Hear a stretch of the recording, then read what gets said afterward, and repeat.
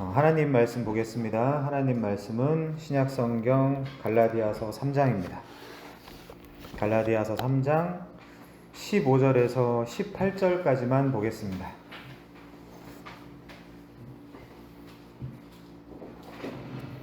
갈라디아서 3장 15절에서 18절까지만 보겠습니다. 제가 봉독해 드립니다. 형제들아, 내가 사람의 예대로 말하노니 사람의 언약이라도 정한 후에는 아무도 패하거나 더하거나 하지 못하느니라. 이 약속들은 아브라함과 그 자손에게 말씀하신 것인데 여럿을 가리켜 그 자손들이라 하지 아니하시고 오직 한 사람을 가리켜 내 자손이라 하셨으니 곧 그리스도라. 내가 이것을 말하노니 하나님께서 미리 정하신 언약을 430년 후에 생긴 율법이 폐기하지 못하고 그 약속을 헛되이 하지 못하리라. 만일 율법에서 난 것이면 약속에서 난 것이 아니니라. 그러나 하나님이 약속으로 말미암아 아브라함에게 주신 것이라. 아멘. 갈라디아서 강의 14번째 시간입니다.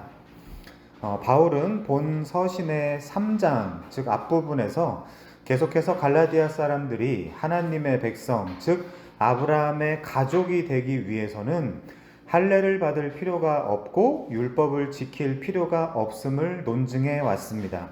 오직 듣고 믿음이라는 것이죠. 아직도 이 반대 논리에서 깨어나지 못한다면 답이 없습니다. 바울의 초기 서신 이 갈라디아서 정도도 제대로 한번 읽어보지 않은 것이죠. 갈라디아 사람들은 분명 바울이 전한 하나님의 은혜의 복음을 듣고 믿고 성령을 받았습니다. 성령은 이미 확실히 하나님의 백성이 되었다라는 증표 역할을 해주심과 동시에 하나님의 종말적인 약속들이 성도 안에서 성취되어져 가고 있다라는 표징입니다.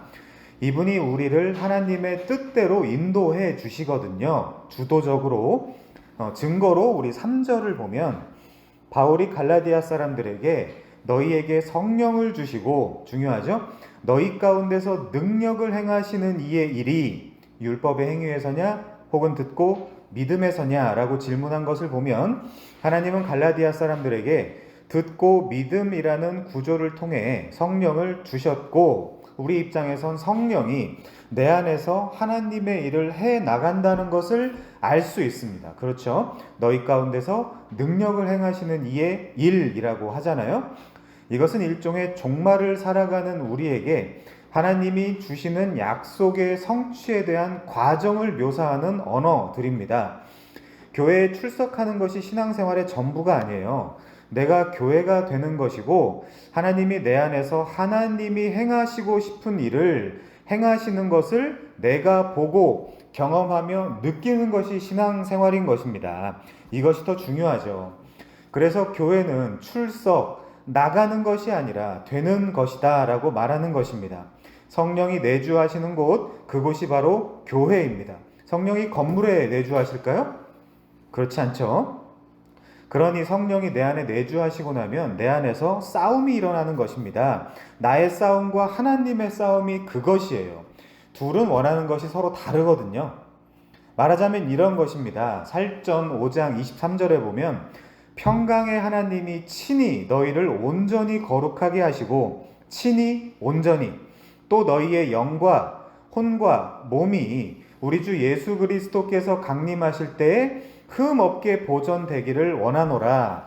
너희를 부르시는 이는 미쁘시니 그가 또한 이루시리라. 이것도 일종의 약속이란 말입니다. 오늘 주제 중 하나죠. 신실하신 하나님의 약속, 흠없게 보존되기를 원한다라는 것은 지금은 흠이 있다는 것을 반증하는 것입니다. 나는 흠이 있고 싶고 계속 하나님은 얘를 흠없게 하기를 원하신다는 거예요.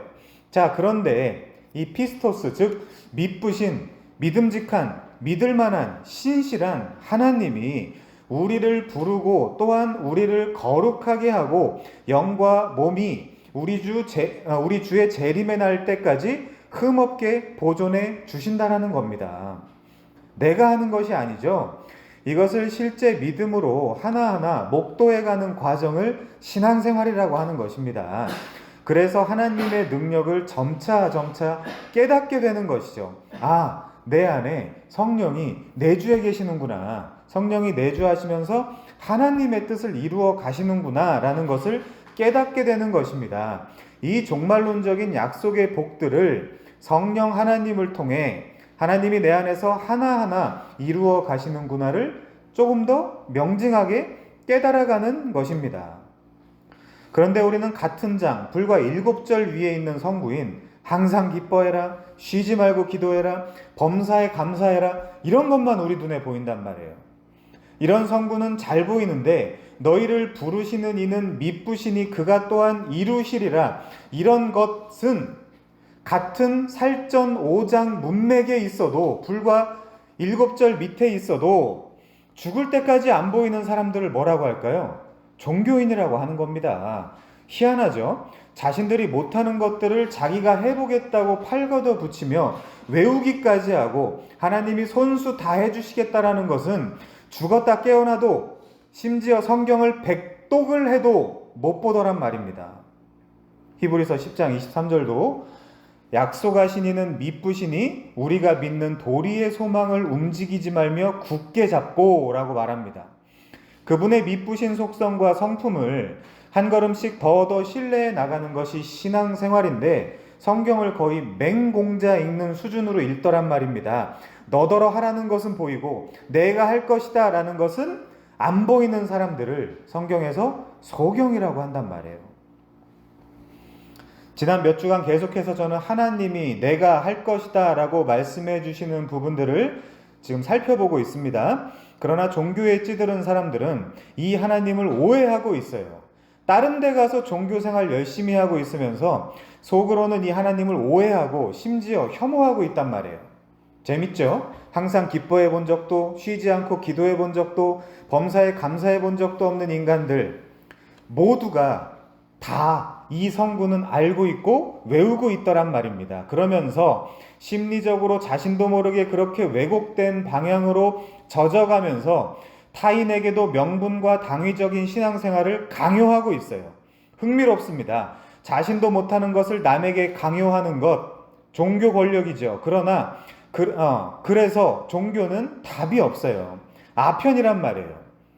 문맥은 좀 다릅니다만은 마르크스 더도 심각한 아편이지만 종교도 분명 아편입니다. 스스로 돛닦고 스스로 하나님께 나아가는 것을 전혀 신앙생활이라고 하지 않습니다. 그것은 불교의 논리예요. 불교는 일종의 동양 철학입니다. 불교의 논리와 기독교의 논리가 같다면 굳이 이 비 오는 날 교회에 나와야 할 필요가 없죠. 점잖은 불교가 차라리 더 나아 보이기도 합니다. 오늘날 수많은 강단 설교가 있어요. 다행인지 불행인지 코로나 사태 이후에 원래도 약하던 강단이 훨씬 더 약해지고 있습니다. 이제 진짜 소위 다음 세대들은 어떻게 될지 모르겠어요. 물론 인간적인 생각입니다만은 이제 어른들도 인터넷 예배는 슬슬 질린다고 합니다. 못 듣겠대요. 비난이 아니라 그럴 수밖에 없어요. 오른쪽 창에 나를 클릭해달라면 훨씬 더 재미있고 훨씬 더 잘하는 유튜브가 지천입니다. 오늘날 기독교라는 이름으로 강단에서 선포되는 수많은 설교들을 가지고 그대로 천주교의 성당이나 유대교의 회당 혹은 불교의 법당에서 전한다고 하면 어떤 일이 벌어지겠습니까? 별 차이 없을 것입니다. 접근성이 좋은 시대다 보니 저는 스님들의 강의를 한 번씩 들을 때가 있습니다. 재밌어요. 풀 소유하다 걸리고 도망간 한 스님의 강의도 재미는 있습니다. 그런데 사실 그런 목회자도 지천에 널렸잖아요. 그런데 만약 선하시고 긍휼이 많으신 하나님 대신에 대자 대비하신 부처님, 은혜라는 말 대신에 가피, 사랑이라는 말 대신에 자비, 예배 대신에 예불, 연보 대신에 시주나 공양 등 기독교에서 선포되는 말씀에 용어 몇 가지를 살짝 바꿔서 사찰에 가서 전한다 하더라도 사람들은 두 종교의 별 차이를 느끼지 못할 것입니다. 하늘의 언어인 복음이 무엇인지 몰라서 그래요. 잘 모르기 때문에 그렇습니다. 게다가 역동적이고 활기 넘치는 것이 신앙생활인데 우리는 성령을 통해 살아간다는 것을 잘 이해하지 못하고 있어요. 갈라디아 교회도 그랬습니다. 그랬기 때문에 갈라디아 교회와 한국 교회가 비슷하다는 것입니다. 분명 성령의 활동 때문에 역동적이지만 하나님의 은혜로만 만들어지는 것이기 때문에 피동적인 것, 이것이 또 신앙 생활입니다. 이 역동과 피동의 공존이죠. 우리는 그것을 잘 이해해야 됩니다. 본문인 갈라디아 3장은 그것을 인생 전체를 통해 경험한 구약 신약 그 중에 대표적인 인물로 아브라함을 들어서 설명하고 있어요. 그래서 우리는 성경을 볼 때 이 아브라함을 잘 이해한 상태에서 성경을 봐야 합니다. 그리고 분명히 아브라함을 움직이게 하는 힘은 어디에 있을까요? 하나님의 약속에 있습니다. 자, 지난주 본문이었지만 다시 봅니다. 15절입니다. 이는 그리스도 예수 안에서 아브라함의 복이, 이거 받아야 돼요. 아브라함의 복을 받아야 돼요. 이방인에게 미치게 하고, 그렇죠? 또 우리로 하여금 믿음으로 말미암아 뭔 약속을 받는데요? 성령의 약속을 받게 하려 함이라. 이것이 어떻게 가능하다는 것입니까? 그리스도께서 우리를 위하여 저주를 받은 바 되사 우리를 율법의 저주에서 속량하셨기 때문에 그렇다는 것입니다. 바로 윗절에 있죠? 아브라함은 유대인들에게 존재론적인 조상이지만 우리에게는 무슨 조상이죠? 믿음의 조상입니다. 믿음의 조상. 그럼 아브라함을 이해하면 믿음이 뭔지를 이해할 수 있다는 뜻이에요. 믿음이라는 것을 가장 잘 설명해주고 있는 인물이 아브라함입니다. 그래서 아브라함을 펑셔널 프리센스, 즉 기능적 존재라 그래요. 신학에서. 기능적 존재. 이스라엘도 마찬가지죠. 뭔 기능일까요? 무슨 기능? 우리에게 우리 구원 서정, 즉 셀루티스 오르도를 몸소 설명해주는 사람이기 때문에 기능적 존재라는 것입니다. 그래서 아브라함을 믿음의 조상이라고 부른단 말이에요. 믿음의 조상. 자, 잠시 한번 짚고 넘어가면 여러분은 여러분 가운데서 능력을 행하는 성령을 통해 살아가고 계시는지요? 교회가, 목사가 여러분의 삶을 가이드해 줄 수 없어요. 목사도 모른다니까요. 자기 앞길도 몰라요. 그런데 지금도 그런 게 먹히는지는 모르겠습니다만은 이래라 저래라 하면서 직장도 정해주고 학교도 정해줬다고 하던데, 옛날에는 결혼 대상자도 정해주고요. 지금 생각하면 정말 아찔하고 끔찍합니다. 이제는 진짜 몇몇 빼고, 바보들 몇몇 빼고 거의 이거 안 믿는 시대가 되긴 됐어요. 어떤 사람들은 중세의 눈먼 신앙, 블라인드 페이스를 성토하며 비판을 하다가, 그러니까 중세 교회를 막 까다가 이제 개혁 교회를 따라가야 된답니다. 이 말이 얼마나 웃기는 말인지 아세요? 중세교회와 중세교회의 지도자들에게 내 신앙의 모든 의무와 책임을 다 넘겨버려서 그 종교개혁인이 뭐니 개인을 세우려고 그 난리를 쳐서 좀 잡아놨더니 이제는 이 시대의 교회와 설교자에게 내 개인의 책무를 넘겨버립니다. 중세시대랑 뭐가 다르죠? 중세교회는 악, 현대교회는 선이라는 이 단순한 프레임은 틀렸어요. 지금보다 중세가 더 나은 면이 많아요. 여러분이 중세를 몰라서 그렇습니다.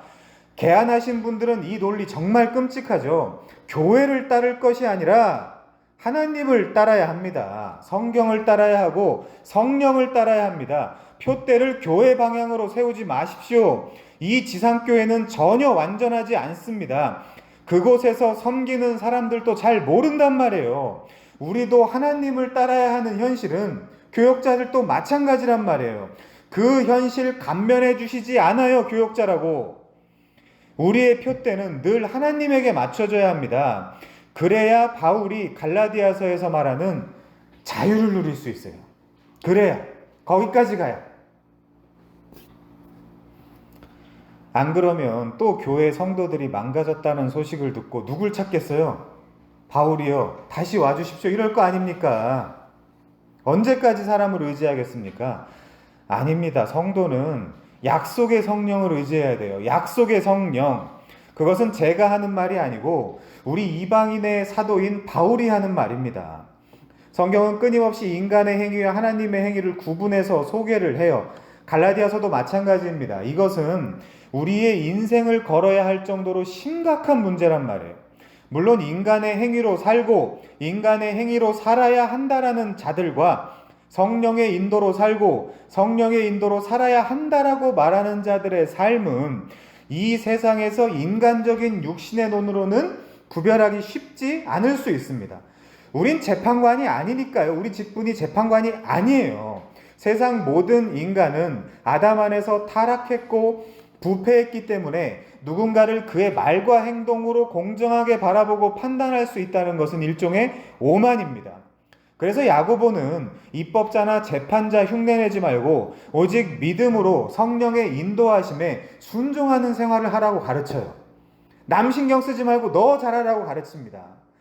오늘은 이런 논리와 연결해서 이게 가능하게 되는 하나님의 약속이라는 주제에 대해서 좀 다뤄보겠습니다. 하나님이 우리를 다루는 가장 중요한 원리가 바로 약속이기 때문에 그렇습니다. 중요한 주제입니다. 당연히 오늘 다 못 다룰 것 같아요. 어쨌든 오늘 본문만 봐도 15절에 언약 한번 봐주세요. 오늘 본문 15절에 언약, 16절에 약속, 17절에도 언약과 약속, 잘못 나온 거 아니죠? 18절에도 두 번이나 약속 이렇게 돼 있어요. 언약과 약속이 이 짧은 본문 가운데 6번이 나와요. 6번이. 19절에도 21절에도 22절에도 계속해서 이런 용어들이 나옵니다. 오늘 강론의 가장 중요한 키워드는 그래서 하나님의 약속입니다. 여러분이 하나님의 약속 잘 이해하셔야 돼요. 물론 언약과 약속은 헬라어로 보면 좀 다른 말입니다. 에판겔리아 혹은 에판겔리온, 이건 복수죠. 이라는 약속은 앞에 혹은 먼저라는 전치사 에피에다가 소식이라는 앙겔리아, 뭐 이게 천사도 되지만 사자 이런 것도 되지만 이 두 개를 갖다 붙인 합성어입니다. 그래서 먼저 전해진 소식이란 뜻이에요. 약속이 먼저 내걸린 소식이란 뜻이 됩니다.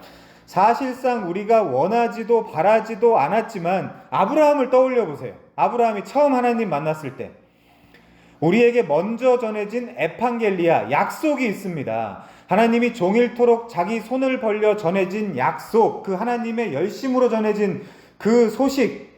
그래서 그 소식을 전하라고 곡식을 밟아 떠는 소의 입에 망을 씌우지 말라고 했습니다. 그것이 뭡니까?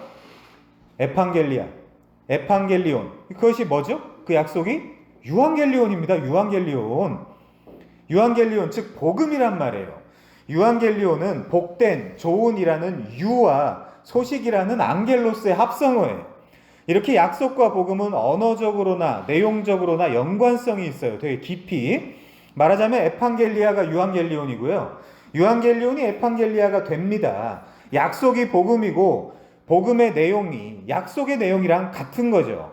자, 다음으로 언약이라는 말에 대해서 살펴봅니다. 언약은 디아데케라 그래요. 헬라어에서 디아, 두 개. 디아, 이 둘과 티테미, 두 다 배열하다의 합성어입니다. 히브리어로는 베리트지요. 카라트, 베리트. 물론 다음 주에 좀 자세히 살펴봐야 되겠습니다만은 창세기 15장에서 동물을 자르는 의식이 나와요. 그 동물을 자르고 맺는 언약, 기본적으로 그런 뜻입니다. 이 베리트, 언약의 기본적인 뜻은 자르고 쪼개는 것입니다. 아무튼 이 디아데케, 즉 언약이라는 단어는 그레코 로마 당시에 유언이라는 일반 개념으로도 있었던 말이에요. 성경의 개념이라기보단 그 당시 헬라어를 쓰던 사람들의 유언이라는 개념으로 통용됐던 말입니다. 그래서 이 헬라어로 보면 언약이라는 말도 되고요, 유언이라는 말도 돼요. 우리가 가지고 있는 성경도 구약, 신약이라고 하는데 이것도 일종의 테스타멘트, 언약이죠. 자, 약속과 언약에 대해서는 따로 나중에 시간을 내서 좀 깊이 다루겠습니다. 어쨌든 우선 우리 오늘 본문을 좀 봅니다. 자, 15절입니다. 15절. 본문 15절. 형제들아, 내가 사람의 예대로 말하노니 사람의 언약이라도 정한 후에는 아무도 패하거나 더하거나 하지 못하느니라. 자, 갈라디아 사람들을 향한 바울의 뒷박이 좀 가라앉았을까요? 이번에는 바울이 갈라디아 사람들에게 형제들아 라는 혹격으로 갈라디아 사람들을 부릅니다. 아델포이, 형제들아. 3장 1절에서 어떻게 불렀었죠? 이 어리석은 갈라디아 사람들아. 그 욕이라 그랬어요. 그런데 이제는 많이 상냥해졌습니다. 물론 1장 11절, 4장 12절, 28절, 31절, 5장 11절, 6장 1절, 18절 등에서 바울은 훨씬 더 많은 빈도로 갈라디아 사람들에게 아델포이, 형제들아 라고 부르죠. 물론 믿는 자들은 다 형제, 자매, 즉 하늘 가족입니다. 저도 때로 일부러 충격요법으로 강한 단어, 센 표현들을 사용하기도 합니다마는 바울은 3장 1절에서 어리석도다 갈라디아 사람들아, 예수 그리스도께서 십자가에 못 박히신 것이 너희 눈앞에 밝히 보이거늘 누가 너희를 꾀더냐 라고 감정적인 호통을 칩니다. 그런데 다시 정신줄을 부여잡고 형제들아 라고 부르고 있어요. 제임스 던이 말한 것처럼 바울에게서는 낙심과 애정의 감정 그리고 온화한 강압 모두를 이 한 서신에서 표현하고 있습니다. 바울은 이어서 뭐라고 말합니까? 이거 중요해요. 내가 사람의 예대로 말해볼게 라고 말합니다. 이게 무슨 말일까요? 원문은 카타 안스로폰, 사람을 따라서예요. 사람을 따라서. 바울은 일반 세상에서 일어나고 있는 일을 예시를 들어서 말하겠다는 것입니다. 바울도 예화 중심 설교자인가 봅니다. 아무튼 우리가 몇 가지만 찾아서 봅니다. 이 논리는 여러분이 좀 정리하시면 좋겠어요. 오늘 본문 15절을 포함해서 우선 로마서 3장 5절입니다. 로마서 3장 5절. 카타 안스로폰 레고, 레고는 말하다예요. 자, 내가 사람의 말하는 대로 말하노니 나오죠. 자, 그걸 잡아놓고 로마서 6장 19절. 안스로피논 레고, 내가 사람의 예대로 말하노니, 여기 또 나오죠. 예화 중심 설교자란 말이에요, 바울이. 고린도전서 9장 8절이요. 카타 안스로폰 랄로, 랄로나 레고나 로고스나 다 말에 관련된 거거든요. 랄레오 뭐 이런 것들 다.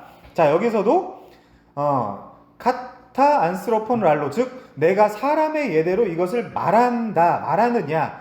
그러니까 이 성구들은 롱네커라는 신약학자가 말한 대로 일상생활을 한 예를 들어보겠다 뭐 그런 뜻이에요. 그런 것도 가능하고 의역하면 쉬운 성경의 번역처럼 내가 사람들이 사용하는 논리를 좀 사용해 보겠습니다 라는 뜻도 물론 좋습니다. 그럼 바울이 사용하는 오늘 본문에서의 사람의 예대로 말하는 그 내용이 뭘까요? 내용이 중요하죠. 바로 언약입니다. 언약. 자, 다시 본문 보시죠. 15절입니다. 형제들아, 내가 사람의 예대로 말하노니 사람의 언약이라도 정한 후에는 아무도 폐하거나 더하거나 하지 못하느니라. 자, 바울은 사람들이 사용하는, 실생활에서 사용하는 예들 가운데 언약을 꺼내놓고 있어요. 물론 이것은 유언으로의 번역도 가능합니다. 자, 우리 히브리서 9장 15절 보겠습니다. 히브리서 9장 15절. 자, 17절까지. 그는 새 언약의 중보자시니 이는 첫 언약 때에 범한 죄에서 속량하려고 주구사 부르심을 입은 자들로 하여금 영원한 기업의 약속을 얻게 하려 하심이라. 여러분, 약속이 얼마나 중요한지 아시겠죠? 껐듯하면 나오는 단어예요. 커버넌트. 자, 16절. 커버넌트, 유언, 즉 디아데케. 유언은 유언 또 디아데케 한 자가 죽어야 되나니, 같은 단어예요. 언약이랑. 다시요. 유언은 유언한 자가 죽어야 되나니. 이 문맥에서의 그럼 유언한 자는 누구겠어요? 예수겠죠? 자, 17절이요. 유언 디아데케는 그 사람이 죽은 후에야 유언한 즉, 그래서 죽었다니까요, 예수님이? 유언 디아데케 한 자가 살아있는 동안에는 효력이 없느니라. 그래서 뭐라 그래요, 예수님이? 내가 떠나가는 게 너네한테 유익일걸? 모르시나 봐요. 자, 물론 여러분께서도 제 강론을 들으실 때 일부러 상상하면서 연결 많이 해보시라고 제가 성구들을 많이 소개해드립니다만은, 오늘 주제가 하나님의 약속인데 15절에도 뭐라 그러죠? 오늘 설교의 답이기도 해요. 전 어차피 두 갈씩이잖아요. 자, 결론을 예수 그리스도를 통한 하나님 나라의 완성이라는 전제를 놓고 저는 강론을 하는 사람이기 때문에 같이 좀 풍성하게 연결하시면서 이해하시면 좋겠습니다. 저는 여전히 가장 좋은 설교자는 성경에 있는 그대로의 말씀을 전하는 설교자다라는 생각을 갖고 있어요. 뭐 그것 때문에 잘렸죠. 자, 어쨌든 15절 다시 보세요. 15절. 예수는 새 언약의 중보자시니 이는 첫 언약 때에 범한 죄에서 속량하려고 죽으사 부르심을 입은 자들로 하여금 영원한 기업의 약속을 얻게 하려 하심이라. 이 말이 어디 나와요? 오늘 본문에 나오잖아요. 우리가 읽은 본문에. 성경이 얼마나 겹칩니까, 여러분? 그래서 제대로 몇 가지만 알아놓으면 성경이 어렵지 않아요.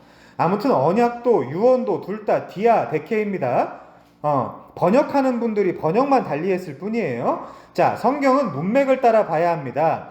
분명 사람들과의 관계 속에서 맺는 언약들도 성경에 나오고 하나님과 사람과 맺는 언약도 성경에 나와요. 그리고 성경에는 유언도 나옵니다. 학자마다 이견은 있지만 오늘 본문이야말로 오히려 세상 사람들끼리 하는 세속적 용어로서의 유언도 잘 어울려 보여요. 왜? 사람의 예대로 말한다고 했으니까. 자, 물론 언약으로 번역을 하든 유언으로 번역을 하든 아무도 더하거나 패하거나 할 수는 없다는 표현이 더 중요해 보이긴 해요. 성경에는 사람과 사람 간의 계약도 바꿀 수 없다라는 표현들이 나와요. 창세기에도 잔뜩 나오고요. 왜 우물 파놓고 언약도 할 때 그럴 때 이런 표현도 많이 나오고 사무엘상 이런 데서도 많이 나옵니다. 어쨌든 사람 간의 계약적 언약도 그리고 유언장도 한번 정해지면 바꿀 수 없기 때문에 그렇습니다. 유언장 쓰고 돌아가셨는데 돌아가시고 나서 누군가가 저 유언장 내용 좀 바꿉시다. 그러면 바꿔줍니까? 변호사가? 안 바꿔주죠? 이것은 거의 법률적인 선언입니다. 나아가 같이 사용된 세 동사, 첫 번째 확정되다, 캐큐로메넨, 이건 정해지다 라는 이런 동사예요. 그리고 아데테오, 즉 폐기와 무효를 의미하는 동사, 그리고 마지막으로 내용을 첨가하다라는 에피디아 타소마이, 이런 동사들 다 당시 그리스 헬라에서 법정에서 사용하는 단어들이었어요. 그는 허물과 죄로 가득한 이 세속 사회에서의 언약도 구속력이 있고 변개할 수 없는 것으로 받아들여진다라고 지금 주장하고 있는 거예요. 그럼 중요한 것은 이것이죠. 바울이 이 이야기를 왜 하겠습니까? 시편 116편 11절 내가 놀라서 이르기를 모든 사람이 거짓말쟁이라 하였도다. 아니 인간 세상의 모든 사람이 거짓말쟁이여도 유언장에 쓴 문장은 구조적으로도 그 누구라도 바꿀 수가 없거늘, 물론 모종의 사기 행각으로 어떻게든 바꾸려는 사람들도 있겠죠. 논리가 그렇다는 것입니다. 그것이 만약 하나님께서 언약을 하신 것이라면 그것이 어떻게 달라질 수 있겠느냐. 하나님이 하신 언약, 하나님이 하신 유언이라면, 유언? 하나님이 돌아가시지 않겠지만 그것이 어떻게 달라질 수 있겠느냐, 바뀔 수 있겠느냐라는 논리로서 바울이 사람의 언약, 사람의 유언을 꺼내서 지금 사람의 예대로 말해보고 있는 거예요. 내가 사람의 예대로 말하노니 사람의 언약, 사람의 유언이라도 어떻게 된대요? 정한 후에는 아무도 패하거나 더하거나 하지 못하느니라. 그렇죠? 자, 우선 본문 16절 보면서 이야기합시다. 이 약속들은, 자, 이제부터 뭐가 나오겠어요? 한번 정해지면 누군가가 패하거나 더하거나 할 수 없는 이 약속들은 아브라함과 그 자손에게 말씀하신 것인데 여럿을 가리켜 그 자손들이라 하지 아니하시고 오직 한 사람을 가리켜 네 자손이라 하셨으니 곧 그리스도라. 그렇죠? 사람의 유언장도 정해지고 도장 박아서 변호사에게 맡겨버리면 패하거나 더하거나 하지 못하는데 하물며 하나님의 약속들은 어떻겠느냐라고 질문하고 있어요. 근데 그 하나님의 약속의 실체가 뭐래요? 그리스도라는 것입니다. 미리 말씀드리지만 그래서 이 하나님의 약속에 대해서 충분히 이해하고 있고 약속을 내 이 현실 속에서 잘 받아들이고 잘 믿고 있다면 그 약속들은 어떤 식으로든지 반드시 다 성취될 것입니다. 그렇죠? 문맥상. 그래서 본문은 우리에게 엄청난 위로와 확신을 주는 성구예요. 하나님의 약속이 변할 수는 없어요. 그리고 달라질 수도 없습니다. 그리고 그대로 성취돼야 돼요. 써있는 그대로. 자, 지난주에는 복 받는 비결을 대공개해 드렸으니까 이번 주에는 응답 받는 비결을 대공개해 드립니다. 하나님의 약속을 믿고 신뢰하고 기대하고 기다리면 됩니다. 끝! 근데 시시하죠? 뭔 설교가 복 받는 것도 시시하고 응답 받는 법도 이렇게 시시하냐? 근데 시시하다고 생각해서 죽을 때까지 못 받는 거예요. 이 말을 알아들어야 되는데, 이거 시시하다고 딴 데 가서 딴짓하고 있으니까 이 약속을 못 받는 거라니까요. 아니, 이게 시시하다고 생각하고 다른 데 가서 기웃거리고 다른 데 가서 이상한 짓들을 하니까 이 약속의 성취를 내가 못 받는 거라니까요. 죽을 때까지 평생을 그렇게 교회 다니고도. 아니, 성경에 나오는 어떤 비법은 애도 알아들어야 되고요, 노인도 알아들어야 되며 야만인도 알아들어야 된다니까요. 그래서 성경이 헬라인이나 유대인이나 야만인이나 그러잖아요. 야만인도 알아들어야 된다니까요. 여러분, 복음이 어려운 것이 아니란 말입니다. 가장 쉬운 거고 가장 쉬워야 돼요. 예수 믿으면 끝이에요. 거기다 뭔가를 덧붙이거나 빼면 이단이란 말입니다. 그래서 쉬워야 돼요. 이런 게 어렵게 느껴지는 이유가 뭘까요? 첫 번째, 자, 중요합니다. 첫 번째, 그만큼 절실하지 않아서 그래요. 뭔 핑계를 갖다 대도 절실하지 않아서 그래요. 머리 나쁘다는 핑계 대지 마세요. 듣기 싫어요. 자, 두 번째, 관심이 없어서 그래요. 여러분이 관심 있고 절실한 거에 대해서 얼마나 열정을 보이나 한번 생각해 보세요. 어렵다? 저 웃기고 있네. 이게 뭐가 어려워요? 이렇게 한 번씩 들켜야 돼요. 사실 사람들은 교활하거든요. 인간들이 교원 영색하고 한 번씩 들켜야 돼요. 어렵다라고 하는 사람들이 어떤 사람들인가. 뭐가 어려워요 이게? 집에 가서 한 번만 보면 다 이해될 것.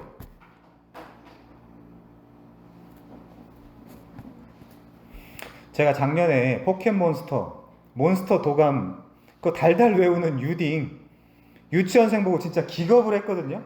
그 수백 개는 되잖아요. 8세대까지 나왔는데 제가 찾아보니까 897마리라고 그러더라고요. 근데 그걸 다 외운대. 이게 열정이거든요. 근데 우리는 기독교인인데 복음에 열정이 없어. 어렵대. 여러분, 어렵다는 말에 속지 마세요. 관심 없는 거예요, 그만큼. 저는 그렇게 제 안에서 트랜슬레이트 합니다. 어렵다? 관심 없구나. 어렵다? 관심 없구나. 그냥 제가 관심이 없어서 그래요 라고 말하면 될 것을 뭐 설교가 어렵다는 둥 길다는 둥. 어떤 교회 갔더니 코어 그룹이 있던데 저는 좀 코어 그룹 좀 만들면 안 될까요? 하나님 말씀에 관심 있고 진짜 성도들로.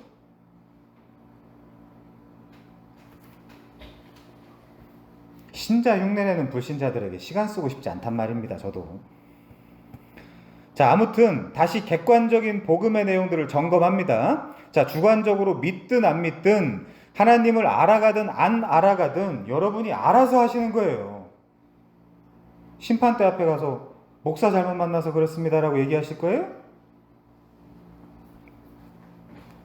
그것이 우리 교회의 유일한 목표이자 목적이에요. 자기주도적 신앙. 자, 16절 다시 봅니다. 16절.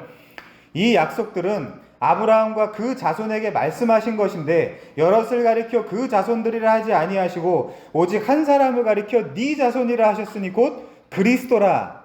그렇게 얘기하죠. 자, 이게 도대체 뭔 말입니까? 이거 문법적으로 말이 안 되는 얘기거든요. 학자들도 왜 시비 많이 겁니다 이거. 자, 어쨌든 살펴봅니다. 나나주에 보면, 성경책 고기를 인용한 나나주에 보면 창세기 13장 15절 그리고 창세기 17장 8절을 인용한 것이다 라고 소개해주고 있어요. 성경 밑에 보면. 그러면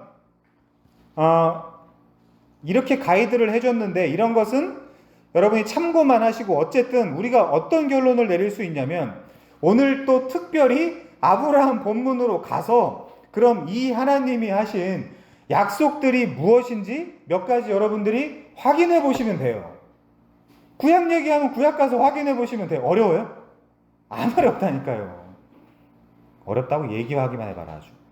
자, 이제 결론적으로 말씀드리면 아브라함에게 하신 말씀은, 아브라함에게 하신 하나님의 언약의 핵심은 땅과 자손에 관한 것입니다. 자, 우선 아브라함에게 하신 하나님의 약속을 좀 찾아봅니다. 우선 지난주에 살펴본 창세기 12장부터 가보죠. 창세기 12장 1절에서 3절이요. 같이 봅니다. 눈으로 확인하셔야 돼요. 성경 있으신 분들은 막 체크하시고 공무도 하가 관동별곡 공부하던 것처럼 공부하시라니까요.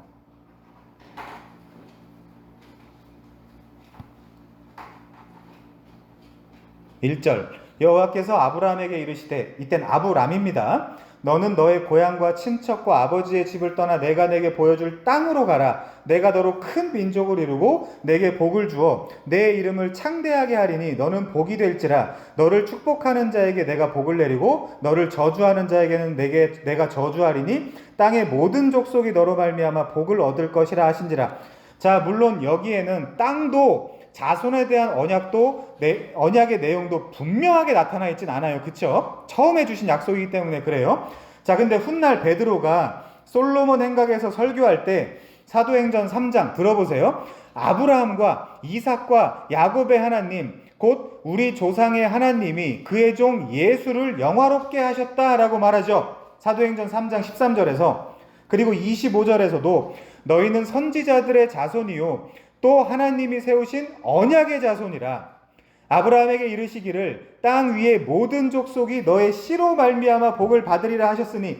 자, 이게 창세기 12장을 인용한 건데 사도 베드로가 슬쩍 한 단어를 집어넣어요. 말씀을 뭔가 더 하네요. 그런 개념이 아니라 계시가 지금 발전돼 간단 말이에요. 점점. 그래서 우리는 요한계시록까지 받았잖아요. 요한계시록까지 슬쩍 집어넣어요. 거기다가 씨라고. 근데 그 씨가 뭡니까 여러분? 히브리어로 제라예요. 제라. 후손, 자손, 씨 다 같은 단어예요. 사실은. 자, 아브라함에게 이르시기를 땅 위의 모든 족속이 너의 씨로 말미암아 복을 받으리라 하셨으니. 창세기 12장에 없단 말이에요. 그 말이. 사도들이 살짝 말씀을 비튼단 말이에요. 언제 12장에서 너의 씨로 말미암아 복을 받으리라라고 하셨어요. 그런데 이렇게 사도들은 구약을 이미 완성된 복음적 차원에서 임의적으로 가져다 써서 해석을 한단 말이에요. 의미가 더 중요하니까. 자, 26절 하나님이 그 종 예수를 세워 복주시려고 너희에게 먼저 보내사 너희로 하여금 돌이켜 각각 그 악함을 버리게 하셨느니라 라고 말합니다. 이게 창세기 12장 22장을 인용한 거예요. 두 개를 합쳐서. 자, 그럼 자손에 대한 내용이 들어가 있다고 다른 누구도 아닌 지금 누가 확정해 주는 거예요? 창세기 12장에 사도가 확정해 주잖아요. 예수님이 보내신 아포스톨로스 사도, 보냄받은 자들이 확증을 해 주잖아요. 그래서 종국에는 신약의 확정, 사도들의 확정이 중요하다는 것입니다. 그래서 우리가 사도신경을 외우는 거잖아요. 사도신경의 신학을. 자, 다는 못 볼 것 같고 몇 개 더 볼게요. 이거 이해한 상태에서 이제 창세기 12장 봤으니까 창세기 13장 14절입니다. 14절. 여호와께서 아브람에게 이르시되 너는 눈을 들어 너 있는 곳에서 북쪽과 남쪽 그리고 동쪽과 서쪽을 바라보라. 보이는 땅을 내가 너와 내 자손에게 주리니. 드디어 나왔어요. 이제 자손이. 계시는 점진적이고 점층적으로 발전해 간다 그랬습니다. 더 확연히 드러나요. 자손에게 주리니 영원히 이르리라. 내가 네 자손이 땅에 티끌 같게 하리니. 근데 우리 한번 생각해 봐야죠. 갈라디아서에서는 제라, 스페르마, 단수라 그랬잖아요. 이거를 풀어야 된다니까요, 오늘. 근데 여기서는 왜 내가 네 자손이 땅에 티끌같이 무슨 논리지? 라는 질문을 해봐야 된단 말이에요. 사람이 땅의 티끌을 능히 셀 수 있다면 네 자손도 세리라. 근데 바울은 왜 임의적으로 하죠? 영어에서 군진명사라 그러죠. 예를 들면 people이나 police 같은 것들. 예화예요, 예화. 형태는 단수인데 복수동사를 쓰잖아요. 그런데 여기서 보이는 땅을 너와 내 자손에게 주신다는데 자손이 땅에 티끌 같게 한다? 라고 말합니다. 그런데 자손의 문법 형태는 분명 단수거든요. 히브리어는 복수가 있기 때문에 복수를 써야 돼요. 그게 원래 그 얘기를 하고 싶었다면. 그런데 땅의 티끌을 능히 셀 수 있을진데 네 한 자손도 세리라 이렇게 돼 있단 말이에요. 싱글러라 돼 있단 말이에요. 즉 이 말을 자손이 너무 많아서 못 셀 정도라는 말인데 형태는 복수가 아니라 단수거든요. 자, 그래서 오늘 본문에서 바울이 아브라함 언약에 나오는 자손이 우리는 이삭부터 시작해서 하늘의 별들처럼 많은 숫자라고 생각을 하고 있었는데 바울은 이 약속들 물론 계속 찾아볼 겁니다. 다 찾은 거 아니에요. 자, 이 약속들은 아브라함과 그 자손에게 말씀하신 것인데 이거 이삭이에요? 여럿을 가리켜 그 자손들이라 하지 아니하시고 오직 한 사람을 가리켜 네 자손이라 하셨으니 곧 그리스도라. 베드로도 그랬던 것처럼 바울도 지금 임의적으로 해석을 하는 거예요.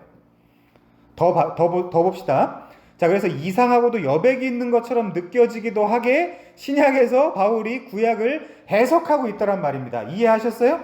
베드로도 느슨하게, 바울도 느슨하게 구약을 해석하고 있어. 학자들은 비판합니다. 이거를 바울이 잘못 썼을 것이야. 뭐 이런 식으로 다름 아닌 사도들이 그러고 있어요. 그래서 비판을 많이 당하고 있습니다. 이해되시죠? 지금 논리가? 자, 그래도 진도 나가야죠. 어쨌든 땅에 네 자손을 줄 건데 자손이 땅의 티끌처럼 많아질 건데 네 자손도 그렇다고 하는데 이 자손이 웃기게도 단수란 말이죠.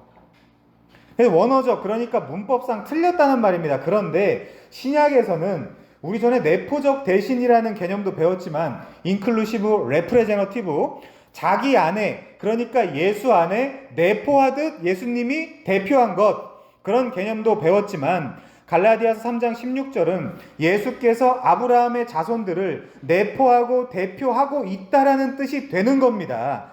그래서 문법적으로는 좀 어색해요. 그래서 안티 바울들은 이것 가지고 엄청 깝니다. 말이 안 된다는 거죠. 저는 말이 너무 잘 되는데. 자, 이번엔 창세기 15장 4절 봅니다. 창세기 15장 4절. 여호와의 말씀이 그에게 임하여 이르시되 그 사람이 네 상속자가 아니라 네 몸에서 날짜가 네 상속자가 되리라 하시고 그를 이끌고 밖으로 나가 이르시되 하늘을 우러러 별들을 셀 수 있나 보라. 여기 복수로 돼 있어요. 보라, 또 그에게 이르시되 내 자손, 근데 이건 단수로 돼 있어요. 내 자손이 이와 같으리라. 자, 이것도 뭐죠? 또 하나님의 약속이죠. 그런데 여기서도 자손, 즉 제라가 단수 형태로 표현이 되어 있습니다. 말하자면 군진명사 같은 개념이죠. 단수 형태지만 복수적 용례도 가능한. 자, 이거 이해한 상태에서 창세기 17장 7절 봅니다. 창세기 17장 7절은 할례 언약 장면이죠. 7절. 내가 내 언약을 나와 너 및 내 대대의 후손 제라 사이에 세워서, 씨도 제라고 후손도 제라라 그랬어요. 영원한 언약을 삼고 너와 내 후손 제라의 하나님이 되리라. 내가 너와 내 후손 제라에게 내가 거류하는 이 땅 곧 가나안 땅을 주어 영원한 기업이 되게 하고. 자, 기업이 되게 한다? 그런데 오늘 본문에도 18절에 뭐라고 나와 있었어요? 클레로노미아, 유업. 18절에 유업이라고 나와 있었잖아요. 유업이 기업이란 말이에요. 같은 의미예요. 그런데 신약의 해석은 할례나 율법이 아닌 약속으로 말미암아 유업이 주어진다는 거 아닙니까? 무슨 약속이요? 곧 그리스도라는 약속. 그래서 유대인들은 기독교의 이런 해석을 두고 황당해하는 것이고 그리스도인들은 유대인들의 이 구조를 기독론적으로 이미 오신 메시아라고 도무지 이해를 못하고 있다라고 이야기하는 거예요. 그래서 유대인과 기독교인이 신학적으로 한판 붙어서 지금까지도 싸우고 있는 거예요. 나는 그들의 하나님이 되리라. 그래서 오늘 본문도 특별히 아브라함의 언약 장면을 다 이해해야 뚫리는 것입니다. 오늘 그 짧은 본문도 갈라디아서 우리가 지금 보고 있는 그 본문, 특히 17장 같은 것들이요. 그런데 창세기 몇 줄 읽어놓고 아브라함에게도 닮을 것이 있다, 아브라함을 닮자, 뭐 이딴 논리로 가면 어떻게 성경을 이해합니까? 문맥이랑 전혀 다른 이야기인데. 아무튼 여러분, 언약이 조금씩 더 선명해지는 그런 느낌적인 느낌이 들죠. 나선형적으로 아브라함의 자손이 누구죠, 여러분? 1차적으로 아브라함의 자손이 1차적으로 이삭이죠. 이삭. 물론 결론적으로는 예수님이지만 이건 당연한 답변이죠. 근데 좀 빠른 답변이긴 합니다. 자, 동심원적으로 접근을 하면 우선 첫 번째 아브라함의 자손은 이삭이에요.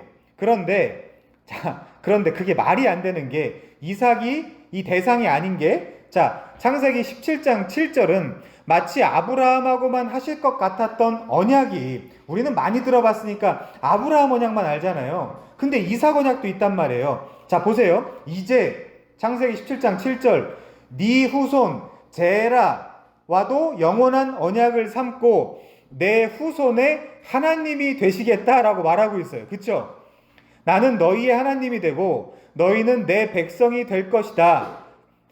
이 표현을 주목하셔야 됩니다. 이 표현은 언약을 맺는 장면마다 하나님께서 하시는 관용어 같은 표현이에요.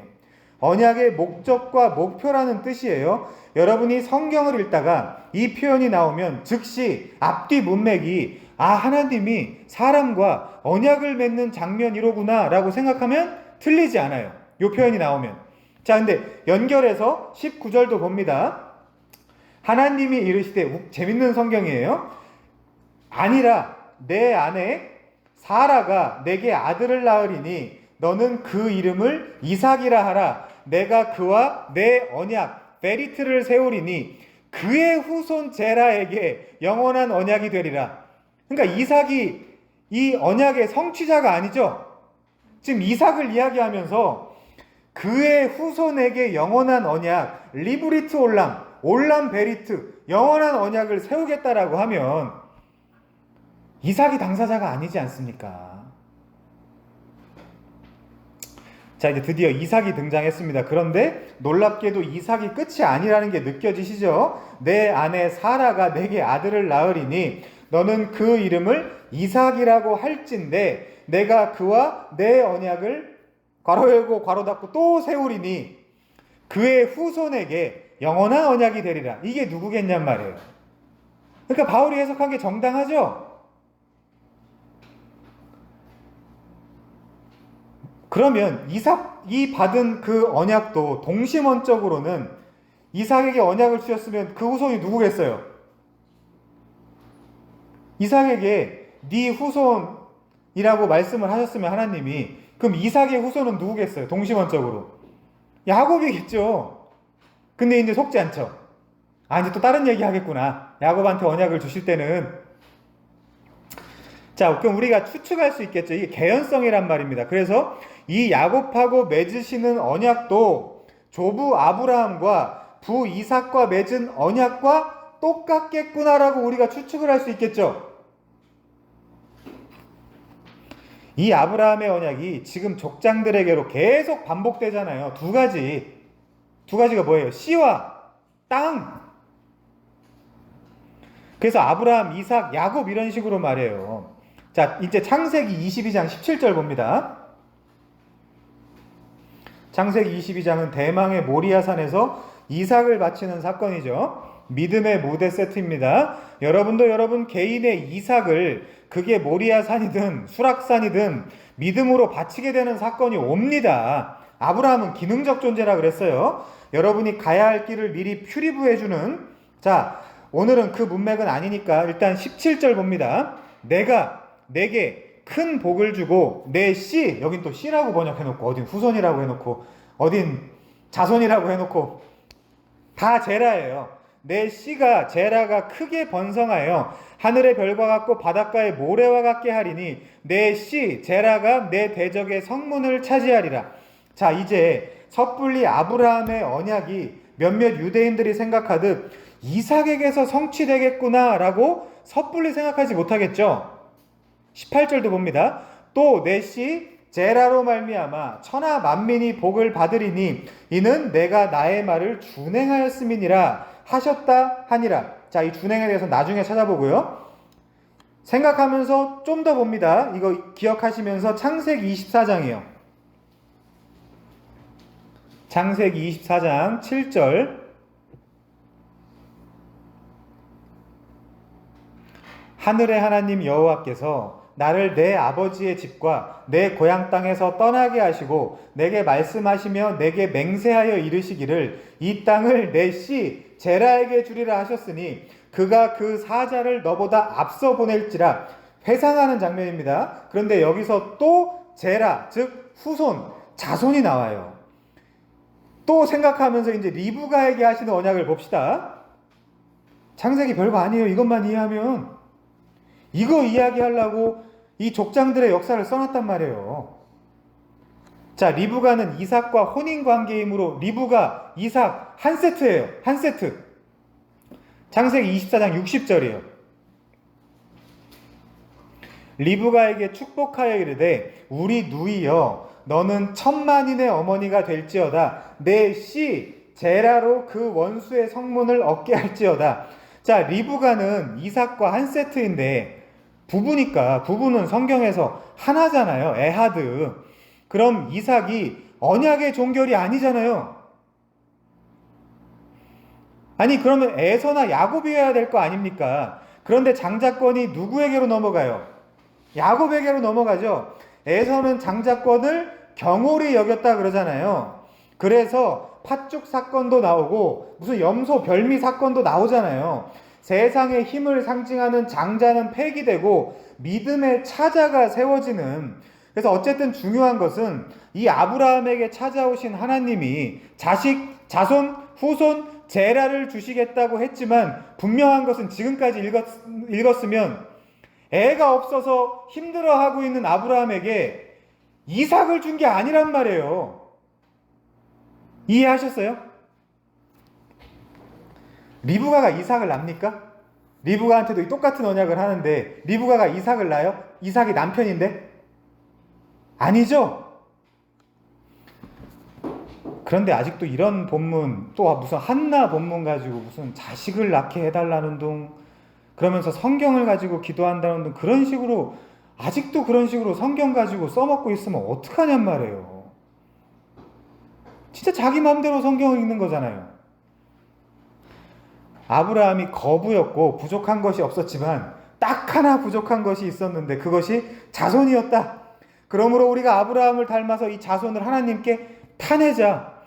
이게 보통 우리가 성경을 읽고 설교를 듣고 생각해내는 일반적 수준의 적용 아닙니까? 말이 안 되잖아요.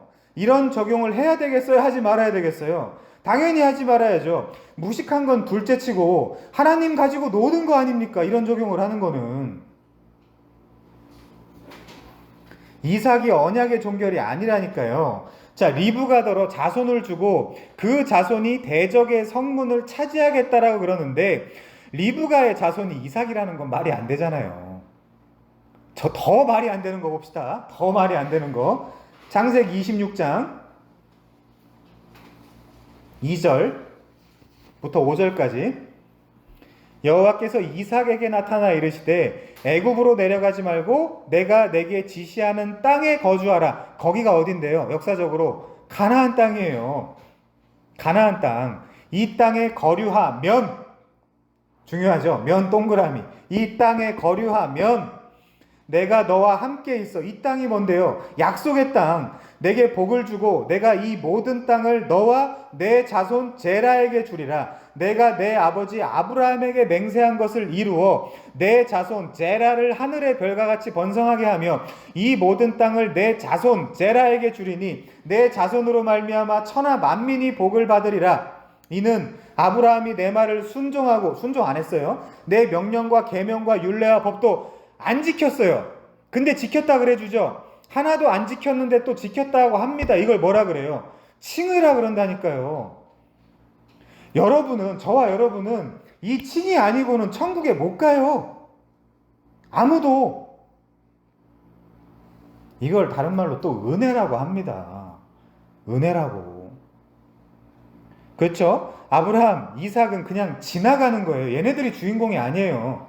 그냥 지나가는 언약을 담지하고 있는 담지자들이에요. 그래서 아브라함, 이삭이 중요한 게 아니에요. 아브라함한테 약속을 하실 때는 이삭이 성취인 줄 알았는데 이삭에게 다시 약속을 하시는데 아브라함과 하신 약속과 똑같단 말입니다. 그럼 이제 우리가 속지 않을 수 있죠. 아, 장자권, 즉 구원권을 가진 건 에서가 아닌 야곱이지만 이제 야곱도 그냥 지나가는 언약의 교보제로서 사용되겠구나. 이제 또 볼 거예요. 언약을 설명하기 위한 기능적 존재로구나. 아브라함이나 이삭이나 야곱이나 그들이 언약의 성취자들이 아니고 언약을 담고 있는 통로들이구나라는 것을 깨달을 수 있는 것입니다. 그럼 종국에는 우리한테 이슈가 있죠. 이렇게 자꾸 패싱되면 종국에는 누가 도대체 이 언약을 성취하냐 이 이슈로 넘어간단 말이에요. 이걸 바울이 깨달은 거예요. 이걸. 좀 더 가보죠. 창세기 28장 13절입니다. 우리 수련회 가서 이런 거 많이 들었죠. 베델로 올라가라. 뭔 말인지도 모르고 그냥 막 들었어요. 자, 13절. 또 본즉 여호와께서 그 위에 서서 이르시되 나는 여호와니 너의 조부 아브라함의 하나님이요 이삭의 하나님이라. 이제 이게 무슨 말인지 알겠죠? 아브라함의 하나님, 이삭의 하나님, 야곱의 하나님. 이 여태까지 몰랐잖아요. 이 말이 뭔지. 아, 그냥 멋있는 수상가? 네가 누워있는 땅을 내가 너와 내 자손 제라에게 주리니 내 자손 제라가 이 땅에 티끌같이 되어 군집 명사 내가 서쪽과 동쪽과 북쪽과 남쪽으로 퍼져나갈지며 땅의 모든 족속이 너와 내 자손 제라로 말미암아 복을 받으리라. 이 제라는 누구예요? 야곱은 이 엄청난 언약이 처음에는 아브라함처럼 그리고 우리처럼 뭔 말인지도 모르고 우와 나한테 뭔가 대단한 일이 생기는 건가 보다 라고 좋아했겠죠. 야곱의 특성상. 근데 야곱도 언약의 성취자가 아니에요. 이제 우리는 다 알고 있죠. 이 언약이 누구에게로 성취되는지. 자, 15절입니다. 15절. 내가 너와 함께 있어 네가 어디로 가든지 너를 지키며 너를 이끌어 이 땅으로 돌아오게 할지라. 이 땅은 어디예요? 내가 내게 허락한 것을 다 이루기까지 너를 떠나지 아니하리라 하신지라. 이 땅은 어디입니까, 여러분? 이쯤 되면 막 찍어도 되잖아요. 그냥 가나안이라고 해버리면 되잖아요. 여기가 베델이잖아요. 지금 베델. 하나님의 집이라는 베델. 베델은 어디예요? 자, 우리 추적해 봅시다. 창세기 35장 6절, 7절. 자, 6, 7절. 야곱과 그와 함께한 모든 사람이 가나안 땅 루스 곧 베델에 이르고 어디예요, 그러면? 기가 막히죠? 아, 이게 어렵다고요?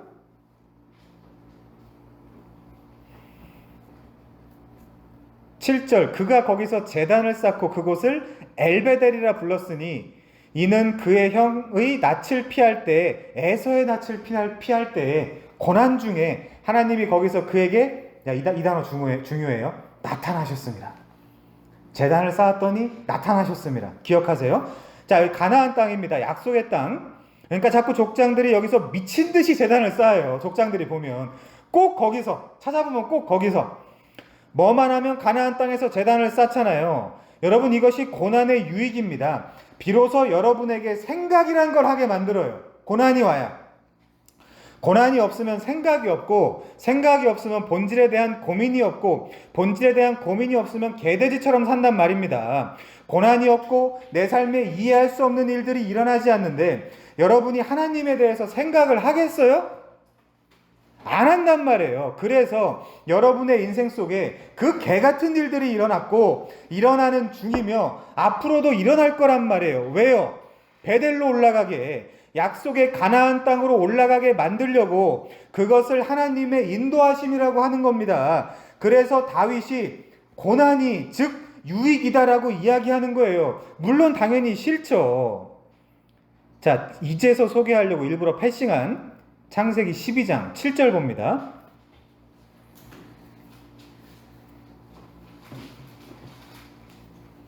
창세기 12장 7절이요. 여호와께서 아브라함에게 나타나. 근데 어디서 나타났을까요, 여러분? 나타나 이르시되, 자, 방금 본 창세기 35장 7절에서 그의 형의 낯을 피하여 하나님이 거기서 그에게 나타났다 그러죠. 제단 쌓았어요. 거기서 내가 이 땅을 내 자손 또 제라에게 주리라 하신지라. 자기에게 나타나신 여호와께 그가 그곳에 뭐 했대요? 제단을 쌓고 거기서 베델 똑같죠? 지리적 배경이 동쪽 산으로 옮겨 장막을 치니 서쪽은 베델이요 동쪽은 아이라. 그가 그곳에서 여호와께 제단을 쌓고 여호와의 이름을 불렀다. 자, 5절은 마침내 가나안 땅에 들어갔더라. 7절은 여호와께서 아브라함에게 나타나 이르시되 내가 이 땅을 내 자손 제라에게 주리라. 이해하시겠죠? 왜 그렇게 집착을 할까요? 이 땅에. 그리고 왜 그렇게 이 자손에게 집착을 할까요? 그거 아니면 안 된다. 그거 아니면 안 된다. 창세기가 어렵습니까? 아니에요. 안 어려워요. 이런 식으로 성경을 읽으면 안 어려워요. 오히려 쉽고 재미있단 말이에요. 통전적으로 성경을 읽어버려 시작하면. 자, 중간에 찾아볼 것들이 더 많지만 마음 있으신 분들은 이 프레임을 갖고 집에 가서 한번 읽어보세요. 창세기, 특별히 이 아브라함 스토리를 쭉 한번 읽어보십시오. 미루지 말고. 미루면 안 해요. 나중에 해야지. 안 한단 말이에요. 그러면. 자, 하나만 더 찾아보고 본문 좀 다루죠. 지금 이제 본문 배경 설명하는 중이에요. 그래서 다음 주에 한번 더 해야 될 것 같아요. 자, 이번에 요셉의 유언입니다. 창세기 50장 24절입니다. 다 족장이에요. 지금 아브라함, 이삭, 야곱, 요셉. 자, 24절 요셉이 그의 형제들에게 이르되 나는 죽을 것이나 하나님이 당신들을 돌보시고 이 땅에서 인도하여 내사 아브라함과 이삭과 야곱에게 맹세하신 땅에 이르게 하시리라 하고. 여기 어딘데요? 그냥 그냥 막 던지라니까. 가나안 땅이라고. 그럼 맞아요. 사실. 자, 명약 관화하죠. 불을 보듯이 뻔합니다. 이 세상에서 타내는 복, 예를 들면 자식이 없어서 자식을 주는 복, 돈이 없어서 돈을 주는 복, 그 정도가 아니라 장담컨대 그 복은 성경에 1도 없어요. 성경에. 그러니까 여러분이 예수 믿어서 돈 벌고 싶으면 차라리 밖에 나가서 사기를 치세요. 예수 믿어서 돈 벌려는 것도 어차피 사기인데 밖에 나가서 사기 치는 것이 이에 비해 어떻게 더 큰 죄겠습니까? 그렇죠? 차라리 여기서 예수 믿어서 돈 벌 거면 밖에 나가서 사기를 치라니까요. 그게 좀 덜한 벌일 수도 있어요. 덜 혼나는 벌, 하나님한테. 차라리. 요셉이 죽기 전 유언에서 하는 말처럼 물론 이 유언도 정해졌으니 폐하거나 더해질 수 없겠죠. 요셉의 유언도 본문과 계속 상상하면서 들으시란 말이에요. 설교를. 아브라함과 이삭과 야곱에게 맹세하신 땅에 이르게 하시리라. 하나님이 찝으면, 하나를 찝으면 땅에 이르게 너희들더러 시킨데 그게 아니라 그 땅에 이르게 그분이 하시리라. 안 되면 하게 하고 안 되면 될 때까지 하나님이 하게 하신다. 그것을 뭐라고 합니까, 여러분? 엘샤다이, 전능하신 하나님. 그래서 구원이 하나님이 전체 다 하신다고 하는 겁니다. 그 과정에서 당연히 나는 구원의 당사자로서 죽을 고생을 하죠. 손발을 움직이며. 그래도 구원의 주권은 하나님께 있다고 말하는 거예요. 자, 그래서 연결해서 사라가 결국에 여러분 어디서 묻혔죠? 막벨라굴에서 묻혔죠? 막벨라굴. 그럼 아브라함은요? 막벨라굴. 이삭은요? 막벨라굴. 야곱은요? 막벨라굴. 레아는요? 막벨라굴. 그럼 막벨라굴이 어디에 있습니까? 헤브론이죠? 헤브론에서 나중에 누가 왕이 돼요? 다윗이 왕이 되죠? 거기가 어디예요? 유대 땅, 가나안이란 말이에요. 가나안. 이 헤브론은 가나안 땅이고 약속의 땅이란 말이에요. 그래서 이 아브라함은 공짜로 준다는 땅을 제 딴에는 확실히 확증짓기 위해 비싼 값을 지불하고 이 땅을 삽니다. 왜요? 이 굴에, 이 밭에, 이 땅에 금은보화가 숨겨져 있거든요. 예수께서 말씀하시죠. 야, 거기 어떤 밭에 보화가 숨겨져 있으면 너 빚이라도 내서 그 밭 안 살래? 그 밭 안 살 거야? 거기 보물이 있다는 걸 알면?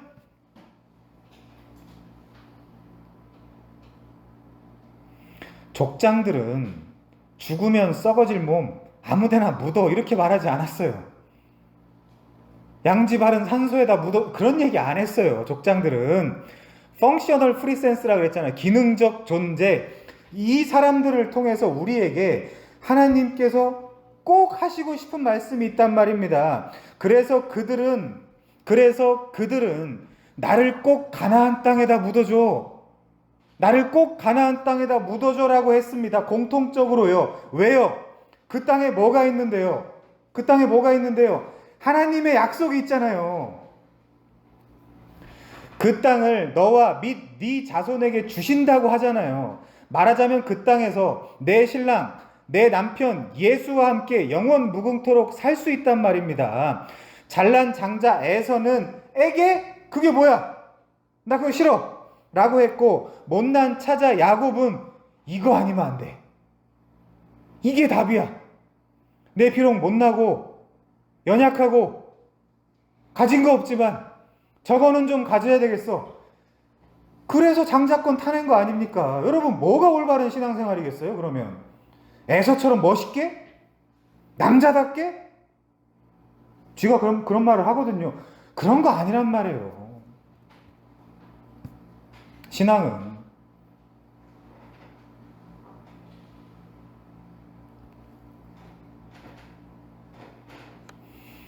나 이거 아니면 안 돼. 나 이거 아니면 안 돼. 다른 건 몰라도 저 장자권 하나만큼은 내가 가져야 되겠어라고 했단 말입니다. 누가 옳아요? 에서가 옳아요? 야곱이 옳아요? 야곱이 옳죠. 에서 폐기, 야곱 확정. 하나 볼까요? 야곱이 요셉에게 뭐라고 했는지. 창세기 50장 5절입니다. 창세기 50장 5절이요. 우리 아버지가 나로 맹세하게 하여, 뭐 대단한 일이라고? 나로 맹세하게 하여 이르되 내가 죽거든, 야곱이, 요셉아, 내가 죽거든 가나안 땅에 내가 파놓은 묘실에 나를 장사하라 하였으니. 아이, 뭐라고 이게. 나로 올라가서 아버지를 장사하게 하고. 그렇죠. 훗날 이 땅을 다윗도 은 50세겔에, 아라우나의 타작마당 에레미야도 은 17세겔에 밭, 그 언약이 성취된다 그러잖아요. 마태복음에서. 그걸 다 구입합니다. 다 구속사적인 의미들이 있는 똑같은 땅들을 매입하게 되는 것을 보게 됩니다마는, 아무튼 이 막벨라 굴 매입 사건을 통해서 아브라함과 그의 가족들이 처음으로 가나안 땅을 사게 되는 걸 봐요. 내 소유, 드디어 등재된 엔롤먼트, 내 소유, 자신의 소유로, 언약의 성취죠. 근데 이게 믿음의 행위예요. 왜요? 자기 땅이 될 것이라는 하나님의 약속이 곧 성취될 것을 아브라함이 봤어요. 먼 눈으로, 교회 용어로 믿음의 눈으로. 이걸 보고, 여러분들이 이걸 보고 살아가고 있냔 말이에요. 실제 내 저 가나안 땅에, 내 본향에 나의 모든 걸 걸어야 되겠다, 이 믿음으로 삽니까 우리가? 한 번씩 혼나면서 정신을 차려야 돼요.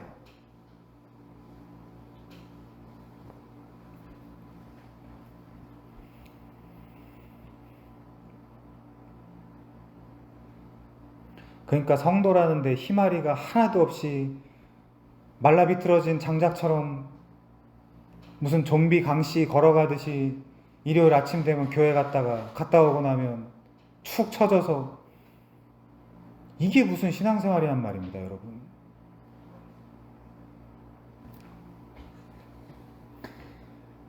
이 넓은 가나안 땅에서 그 작은 땅덩어리를 은 400세겔이나 되는 거금을 투자해서 그 작은 땅, 그거 산 사건이 뭘 의미하겠습니까?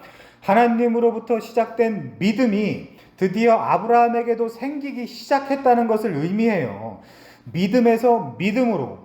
창세기 23장입니다. 1절이요. 사라가 127세를 살았으니 이것이 곧 사라가 누린 헷수라. 사라가 가나안 땅 헤브론 곧 기럇 아르바에서 죽음에 아브라함이 들어가서 사라를 위하여 슬퍼하며 애통하다가 그 시신 앞에서 일어나 나가서 헷 족속에게 말하여 이르되 나는 당신들 중에 나그네요 거류하는 자이니 당신들 중에서 내게 매장할 소유지를 주어 내가 나의 죽은 자를 내 앞에서 내어다가 장사하게 하소서. 이어서 16절부터 봅니다. 중간은 집에 가서 읽어보세요. 다 못 읽어요 지금. 16절 아브라함이 에브론의 말을 따라 에브론이 헷 족속이 듣는 데서 말한 대로 상인이 통용하는 은 400세겔을 달아 에브론에게 주었더니 마물의 앞 막벨라 앞에 있는 막벨라에 있는 에브론의 밭 곧 그 밭과 거기에 속한 굴과 그 밭과 그 주위에 둘린 모든 나무가 성문에 들어온 모든 헷 족속이 보는 데서 아브라함의 소유로 뭐 했대요? 확정됐다. 컨퍼메이션. 확정됐다. 이제 조금이나마 가나안 땅이 누구께 됐어요? 아브라함과 그의 자손들께 됐죠. 여기서 헤브론은 곧 가나안 땅이더라. 자, 20절 이와 같이 그 밭과 거기에 속한 굴이 헷 족속으로부터 아브라함이 매장할 소유지로 확정되었더라. 그렇죠? 그럼 빚이라도 내서 이 밭 안 사실 거냐고요? 빚내서 헌금하라는 얘기가 아니잖아요, 여러분. 이게 그렇게 사기치는 인간들이 있지만 그런 얘기가 아니잖아요. 야곱처럼, 응? 야곱처럼 나 저 장자권 그 얼마나 인간적인 눈으로 보면 없어 보이고 그렇습니까? 그래도 저 장자권 하나만은 내가 놓칠 수 없다. 그걸 그냥 빚을 내서 저 밭을 샀다라고 표현하는 거예요. 헌금하라는 얘기가 아니라.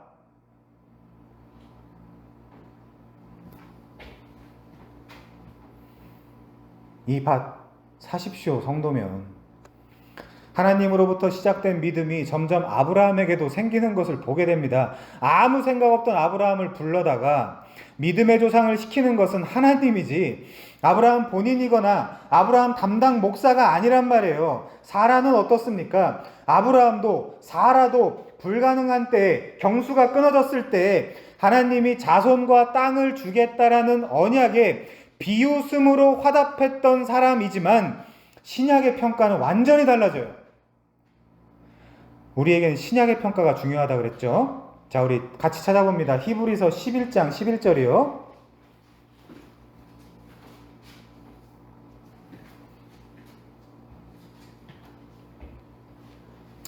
믿음으로 사라 자신도 나이가 많아 단산하였으나 잉태할 수 있는 힘을 얻었으니 이는 약속하신 이를 미쁘신 줄 알았음이라. 천만에요. 비웃었다니까요. 근데 잘했다 그러죠?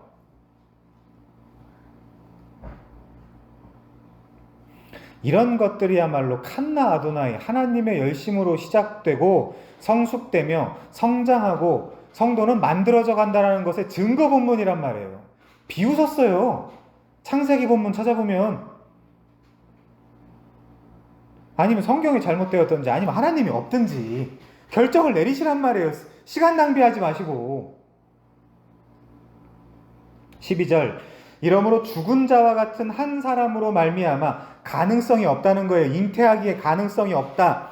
하늘의 허다한 별과 또 해변의 무수한 모래와 같이 많은 후손이 생육하였느니라.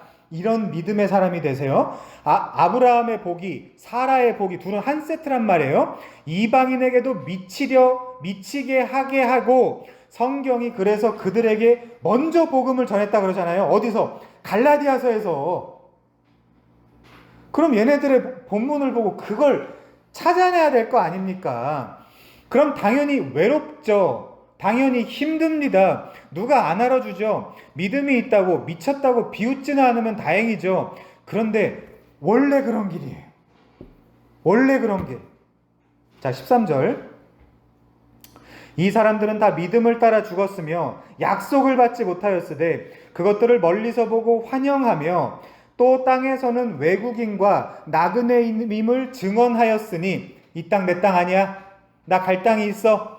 그들이 이같이 말하는 것은 자기들이 본향 찾는 자임을 나타냄이라. 본향이 어딜까요? 그들이 나온 바 본향, 우르, 하란을 생각하였다라면 돌아갈 기회가 있었으려니와 그들이 이제는 더 나은 본향을 사모하니, 더 나은 본향이 어딜까요?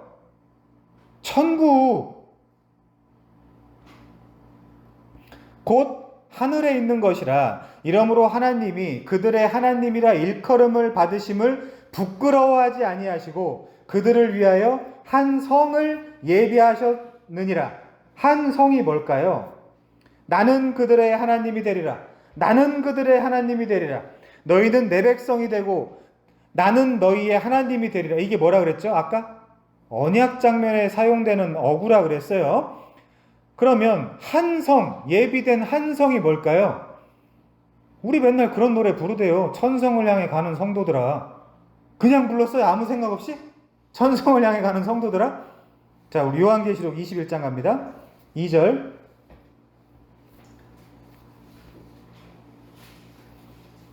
또 내가 보매 거룩한 성 예루살렘이 하나님께로부터 하늘에서 내려오니 그 준비한 것이 신부가 남편을 위하여 단장한 것 같더라.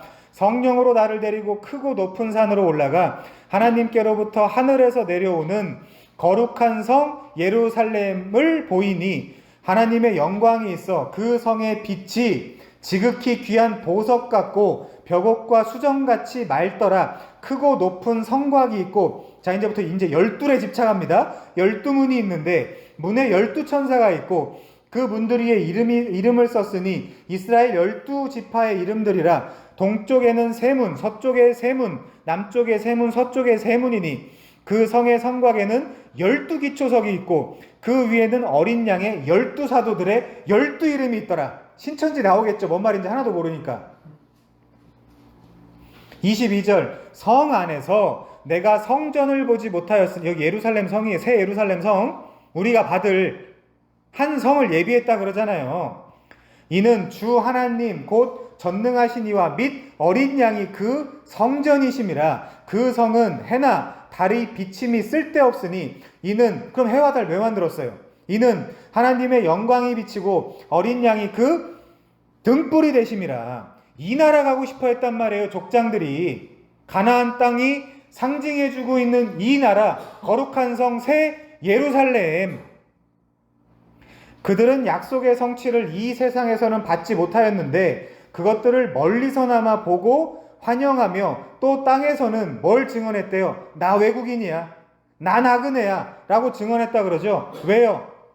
본향 찾는 자임을 나타내기 위해서. 그러니까 우리가 그런 삶을 살고 있냐고요. 성도가 본향 찾는 자임을 나타내기 위한 삶을 살고 있냐고요. 이런 걸 적용해야죠.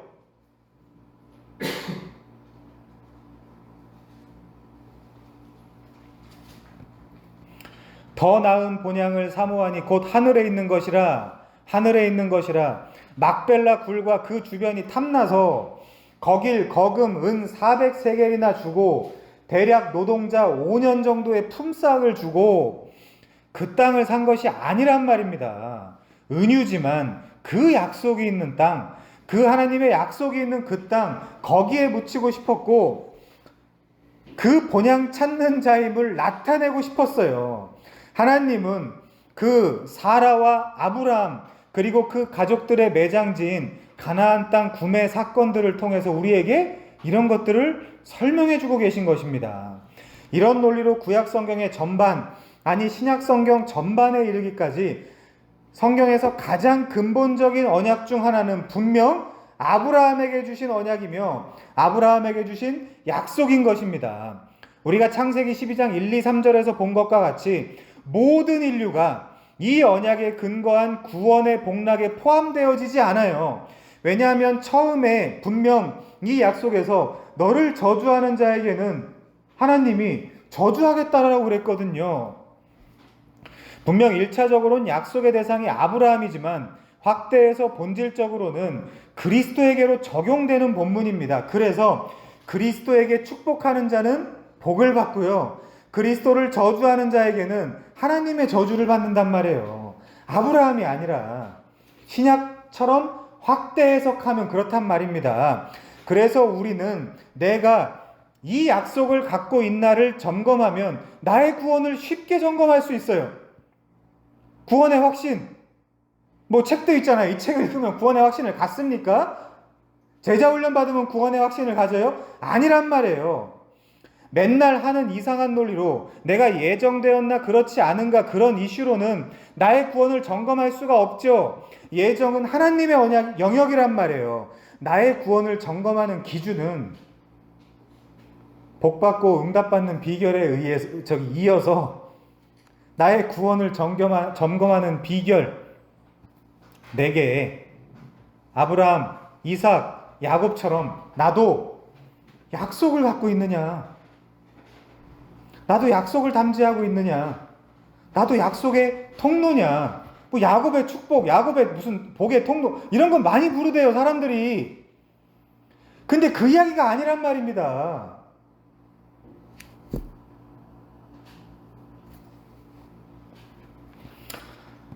나에게 하나님이 주신 약속이 있는가? 나아가 나도 지금 그 약속을 믿고 있는가? 이런 이슈들로 나의 신앙, 나의 구원을 점검해야 되는 거예요. 그래서 약속을 모르면 신자라고 할 수가 없는 거예요. 아니, 약속을 믿는 것이 믿음인데, 그게 신앙생활인데, 믿는다고 말은 하는데 뭘 믿는지 말 못하는 게 정상입니까? 드라이하게 얘기하면 안 믿는 거죠? 이런 거 말하는 게 교회에 위험해요? 위험하다 그러대요. 제가 설교하니까 위험하다. 빨갱이 같다. 이런 거 얘기하는 게 위험한 겁니까? 그리고 이런 말이 영지주의자예요. 제가 지금 지식이 최고라고 이야기하고 있으니까 믿음이 최고라니까요. 믿음. 세상을 이기는 거는 믿음이라 그러잖아요. 사도들이. 지식이 아니고. 근데 그 믿음이 뭐에 근거한 믿음인지 정도는 알아야 될 거 아닙니까? 이게 기초란 말이에요. 그래서 제가 내린 결론은 절실하지 않구나. 관심 없구나, 하나님에 대해서. 뭐가 어렵습니까? 뭐가?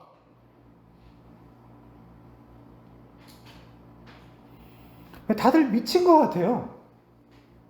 어딘가에 사로잡혀 있는 것 같습니다.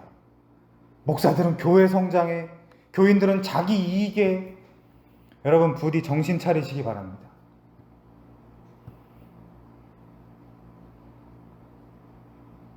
천국에 내 본향에 들어가는, 본향인지 아닌지 모르겠지만 내 본향에 들어가는 그날까지 정신 차리시기 바랍니다.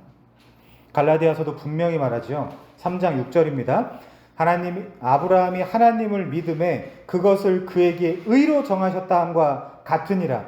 그런즉 믿음으로 말미암는 자들은 아브라함의 자손인 줄 알지어다. 또 하나님이 이방을, 우리에게 이방을 믿음으로 말미암아 의로 정하실 것을 성경이 미리 알고 먼저 아브라함에게 복음을 전하되 모든 이방인이 너로 말미암아 복을 받으리라 하였느니라. 그러므로 믿음으로 말미암은 자들은 믿음이 있는 아브라함과 함께 복을 받느니라. 아브라함의 스토리에 흐르고 있는 기둥과 구심점은 하나님이 아브라함에게 하신 언약, 즉 약속인 것입니다. 이 약속을 알아야죠. 전체적으로 볼 때 아브라함에게 주어진 약속은 아브라함을 위한 복의 약속과 이름이 창대해진다는 약속, 아브라함을 축복하는 이에겐 축복, 저주하는 이에게는 저주를 내린다는 약속, 아브라함이 가나안 땅을 얻게 된다는 약속, 그리고 열 왕이 아브라함에게서 나겠다라는 약속, 그리고 오늘 본문과 가장 밀접하게 연결되는 네 자손을 통해서 천하 만민이 복을 얻으리라는 약속들을 포함하고 있습니다. 그런데 이런 모든 약속이 영원한 약속이라는 것에 이슈가 있죠. 영원한 약속. 제가 이 말을 꺼내내는 이유가 있겠죠. 영원한 약속. 자, 사람의 약속, 비록 사람의 언약이라도 정해지면 더하거나 패할 수 없어요. 그것은 사기이기 때문에 그렇습니다. 그런데 하나님의 약속이 정해진 후, 즉 아브라함에게 주신 작게는 자손의 자손과 땅에 대한 약속이 폐하여진다거나 뭔가 조건이 더해진다면 어떻습니까? 우리는 이분을 어떻게 인식하게 될까요? 변덕스럽다, 신실하지 않다, 미쁘지 않다, 믿음직스럽지 않다, 믿으라고 말은 하는데 믿을 수 없다, 전지전능하지 않다. 사람들이 착각하는 게 본인 좋으라고 하나님의 전지전능함을 사용하라는 것이 아니에요. 이 언약을 이루어가는데 전지전능함이라는 단어를 사용하고 있는 겁니다. 성경에 보면 하나님은 언약의 신실한 하나님이에요. 세상에서 일어난 사고 너무나도 안타깝고 때로 불쌍하죠. 여러분, 근데 이런 질문 해보셨습니까? 물론 그들 중에 하나님의 자녀가 있는지는 모르겠지만 그런데 하나님께 감사하지도 영화롭게 하지도 않는 자들을 왜 하나님이 구원해 줘야 되죠? 그런 질문을 우리가 하나님 입장에서 안 해보죠. 너무 나에게 집중되어 있다 보니까 하나님 입장에서 우리가 그런 질문을 안 해봐요. 하나님 착하니까요? 하나님 착하니까 구원해 줘야 되나요? 하나님 안 착하다니까요, 우리 기준에서? 왜 그러면 땅에 파묻어 죽이고 불태워 죽이고 합니까, 하나님이? 우리 기준에서 볼 거면? 지옥은 왜 만듭니까? 그럼 지옥은 또 왜 보내죠? 안 착하다니까요? 다행히 요즘 애들에게는 착한 사람이 그렇게 매력이 없어. 아주 다행이에요. 요새는 착하면 이상한 사람 취급받잖아요. 다행히 하나님도 안 착합니다, 여러분. 고집 엄청 세고 자기 하고 싶은 대로 해요. 자기 마음에 원하는 뜻대로. 에베소서에서 나오잖아요. 거기에 순종하고 항복하는 사람들을 신자라 그러지, 그거 다 싫은데요? 뭐 그런 하나님이 다 있냐? 세월호 사건 터졌을 때 하나님 어딨냐? 불신자예요. 신자들은 그런 말 안 해요. 함부로. 왜 하나님이 천국에 받아줘야 되죠?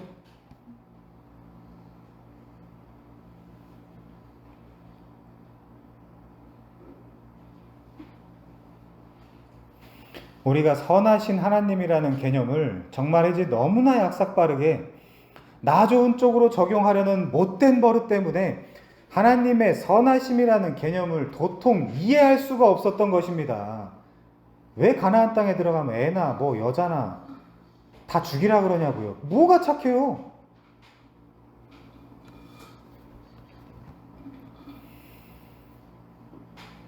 왜 하나님이 인간의 종노릇을 해야 하는 겁니까? 우리가 종노릇을 해야죠. 칸트가 말한 인간은 이성적인 존재로서 어느 한순간도 수단이나 도구가 돼서는 안 되고 목적이 되어야 한다 라는 그 인본주의적이고 디그니티적인 마인드 때문에요. 그거 어디서 왔는데요? 그 말 칸트가 말한 거잖아요. 칸트의 정의잖아요. 칸트가 하나님입니까? 이것이 하나님으로부터 온 메시지입니까? 아닌 것 같은데요. 우리는 누구를 따르고 누구를 의지하고 누구를 신뢰하고 누구를 사랑하는 사람들입니까? 성경은 분명 너를 저주하는 자에게는 내가 저주하리니 라고 하는데, 이 세상에서 일어나는 정말이지 감히 정의 내릴 수 없는 삶의 다양한 정황들을 마치 나 하나 잘 먹고 잘 살고 나 하나 편하게 잘 사는데 하나님의 능력을 끌어다 쓸 수는 없습니다. 그런 성구는 눈 씻고 찾아봐도 없어요.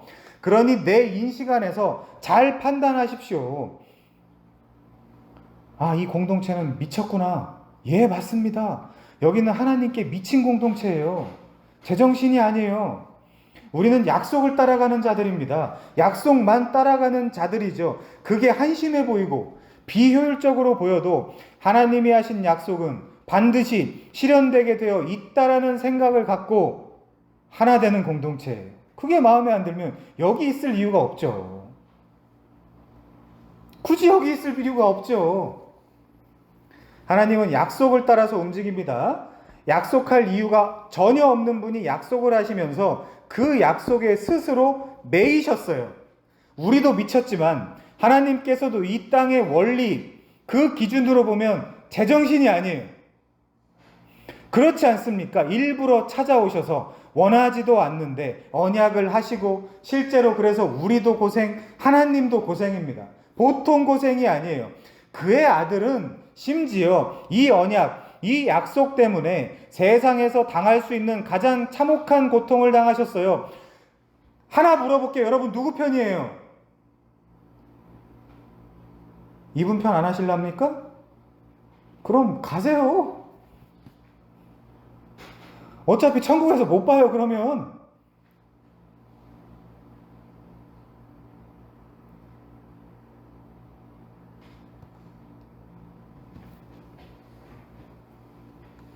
그의 아들은 이 세상에서는 감히 당할 수 없는 가장 참혹한 고통을 당하셨어요. 뭐 때문에? 약속 때문에. 그 약속이라는 거 하나 때문에 누구를 옹호하시겠어요? 누구 편에 서시겠어요? 예수 편에 서야죠. 성도라는 사람들이 하나님 편에 서야죠. 이 약속이 아니고서는 그 누구라도 구원을 받거나 하나님의 신부, 자녀, 친구 그 무엇도 될 수가 없습니다. 그래서 내가 만들어지는 과정에서 고난을 당하는 겁니다. 내가 만들어지는 과정에서 누구나요. 나만이 아니고 성도 누구나. 그래서 아브라함도 사라도 죽을 고생을 하다가 본향에 찾아간 것입니다. 상상해 보십시오. 물론 가정법입니다. 아브라함과 사라에게 그 고난과 그 스티그마타, 고난의 흔적들이 없었다면 어떻게 될까요? 장담컨대 세상에서, 바벨론에서, 갈대아 우르에서 배부른 돼지로 살다가 배부른 돼지로 죽었을 것입니다. 거기가 고향이니까요, 그들의. 그래서 하나님은 인간에게 언약을 들고 찾아오시는 거예요. 네가 분명히 못 지킬 거 아는데 이 언약 때문에 뭐예요? 내가라도 지켜야 되겠다. 내가라도 지켜야 되겠다. 그래서 우리도 피곤하지만 하나님도 피곤합니다. 예수님도 피곤해요. 뭘 굳이 창세전부터 두 분이 언약을 맺으셔서, 심지어 창세전에도 언약, 약속이네요. 창세전 구원 협약, 인간을 만들어 구원하셔서 자신의 수준으로 끌어올려서 혼인을 하시고야 말겠다는, 그들을 나의 가족으로 입양하시고야 말겠다는, 그래서 자신의 백성들을 결국 본향에까지 집어넣고야 말겠다는 이 하나님이야말로 제정신이 아니죠. 제정신이 아니죠. 사랑의 화신입니다. 이 하나님은 사랑에 미친 거예요. 그것 말고는 하나님 눈에 보이는 것이 없는 것입니다. 그래서 성경이 이 크고 넓고 깊고 높은 하나님을 한마디로 정의해야 할 때, 제가 볼 땐 정의가 불가능할 것 같은데, 이 하나님을 한마디로, 한 단어로 정의해야 할 때 사도 요한이 뭐라고 정의해요? 하나님은 사랑이시다. 사랑에 미쳤다. 이것 말고 하나님에 대한 정의, 데피니션이 있습니까, 성경에? 거룩하신 하나님 이런 거 말고 그 하나님은 이거다라는 확실한 정의, 사랑 없습니다. 주 예수께서도 마찬가지죠. 뭘 창세전부터 우리를 위하여 고난 당하시기로 성부와 언약을 하십니까? 그래서 그분도 자신의 신부인 교회를 위해 한 알의 미랄로, 즉 씨로, 제라로, 스페르마로, 자손으로 이 땅에 오신 것입니다. 그 한 알의 미랄이 썩어야 한 알의 밀, 코코스, 시토스, 씨. 그게 말하자면 그리브 언어, 씨. 원어로는 제라, 스페르마. 한국어로는 자손, 씨. 뭐 이렇게 번역을 해놨단 말이에요. 굳이 뭘 씨로 이 세상에 오셔서 세상에 심겨서 열매를 맺으시는 그 고난을 뭐하러 당하냔 말이에요. 분명한 것은 두 분의 약속 때문에 그렇다는 것입니다. 그래서 예수님이 코코스 시토스, 그 씨로 오신 거예요. 그래서 오늘 설교의 제목이 하나님의 약속입니다. 무미건조하십니까? 약속이라는 이 신학적인 용어가요, 절대 그렇지 않습니다. 그렇게 와닿는다면 우리는 아직도 하나님을 모르는 것입니다. 복음을 모르는 거예요. 우리 창세기 17장 7절 다시 봅니다.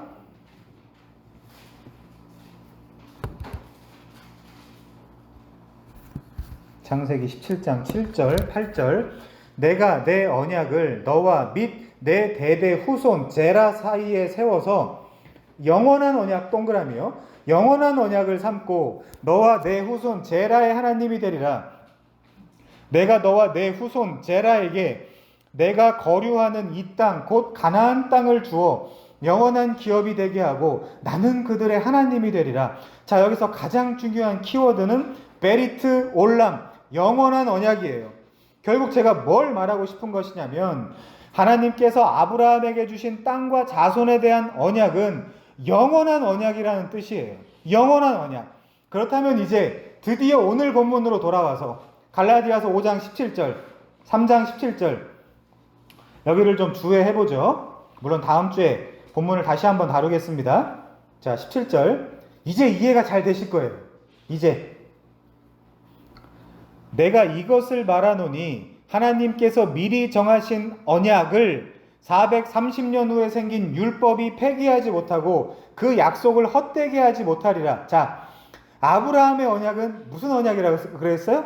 베리트 올람, 영원한 언약이라 그랬죠. 그런데 이후 시간적으로는 베리트 올람 이게 먼저인데 이후 430년 후에 시내산에서 아브라함의 자손들에게 율법이 주어져요. 그것을 구약이라고 하는 거잖아요, 우리가. 그러면 아브라함에게 주신 영원한 언약, 즉 땅과 자손의 언약은 폐기되고 이제 율법과 할례를 받아야 구원을 받는 구조로 변경이 됩니까? 아니죠. 그럼 누가 착각을 하고 있는 거예요? 기독교인들이 착각하고 있는 겁니까? 유대인들이 착각하고 있는 겁니까? 그래서 바울이 내가 사람의 예대로 말하노니 여러분이 사용하는 논리를 따라 말해보겠습니다. 사람의 언약, 사람의 유언이라도 정한 후에는 아무도 패하거나 더하지 못할 것입니다. 이 아브라함과 이삭과 야곱에게 주어진 약속들은 아브라함과 그 자손에게 말씀하신 것입니다. 그런데 여럿을 가리켜 그 자손들이라고 하지 않으셨습니다. 그 약속들 안에는 오직 한 사람이 서 있으니 그 한 자손, 한 후손, 한 사람은 오직 그리스도이십니다. 내가 지금 그것을 상기해 드립니다. 하나님께서 족장들, 즉 아브라함과 이삭과 야곱과 세우신 영원히 정하신 언약을 430년 뒤에 생긴 시내산 율법이 그 하나님의 약속을 폐하거나 변개할 수가 있겠습니까? 라고 물어보는 거예요. 갈라디아서가 더 잘 읽히죠, 이제. 왜 바울이 흥분했는지. 율법은 구속사 중간에 은혜의 필연성을 설명하기 위해 등장한 것이지 아브라함에게 주신 언약을 대체하기 위해 주어진 것이 아니란 말입니다. 그렇다면 율법이 오히려 자신들의 불가능함과 나약함을 그리고 그것들을 폭로하고 오히려 430년 이전에 주어진 아브라함 언약으로 돌아가게 하는 역할을 한다는 거예요. 율법을 왜 줬습니까, 여러분? 아브라함 언약으로 돌아가라고. 아브라함의 언약이 뭡니까, 여러분? 제라, 스페르마, 예수 그리스도, 그분을 믿어라. 그럼 율법의 역할은 뭐예요? 오히려 아브라함의 언약을 결속시키고 강화시키는 역할이죠. 이걸 이해해야 돼요.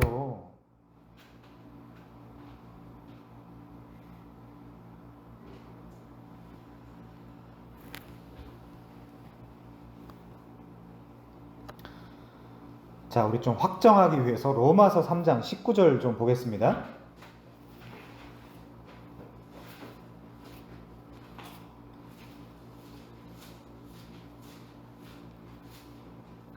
로마서 3장 19절입니다. 율법이 말하는 것은 율법 아래에 있는 자들에게 말하는 것이니, 여러분 어디 계세요?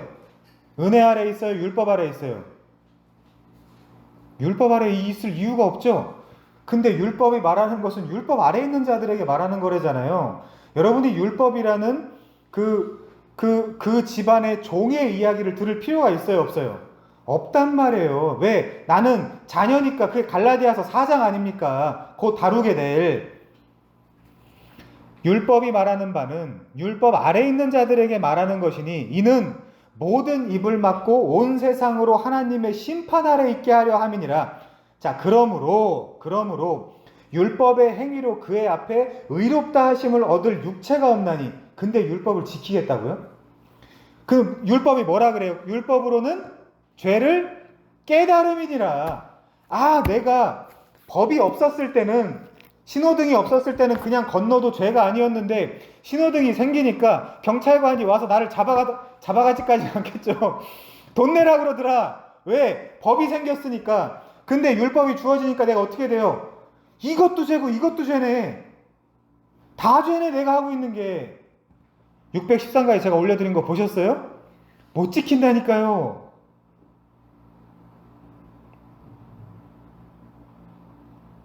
율법으로는 죄를 깨달음이니라. 율법은 죄를 깨닫게 하기 위해서 아브라함에게 주신 하나님의 영원한 언약을 오히려 실현하는 도구란 말입니다. 더 잘 실현하기 위해 율법을 줬다고요. 더 잘 예수 믿으라고. 율법을 지키라고 준 게 아니고. 그것은 불변이에요. 21절이요. 이제는 눈이 돼. 그러나 이제는 율법 외에 하나님의 한 의가 나타났으니.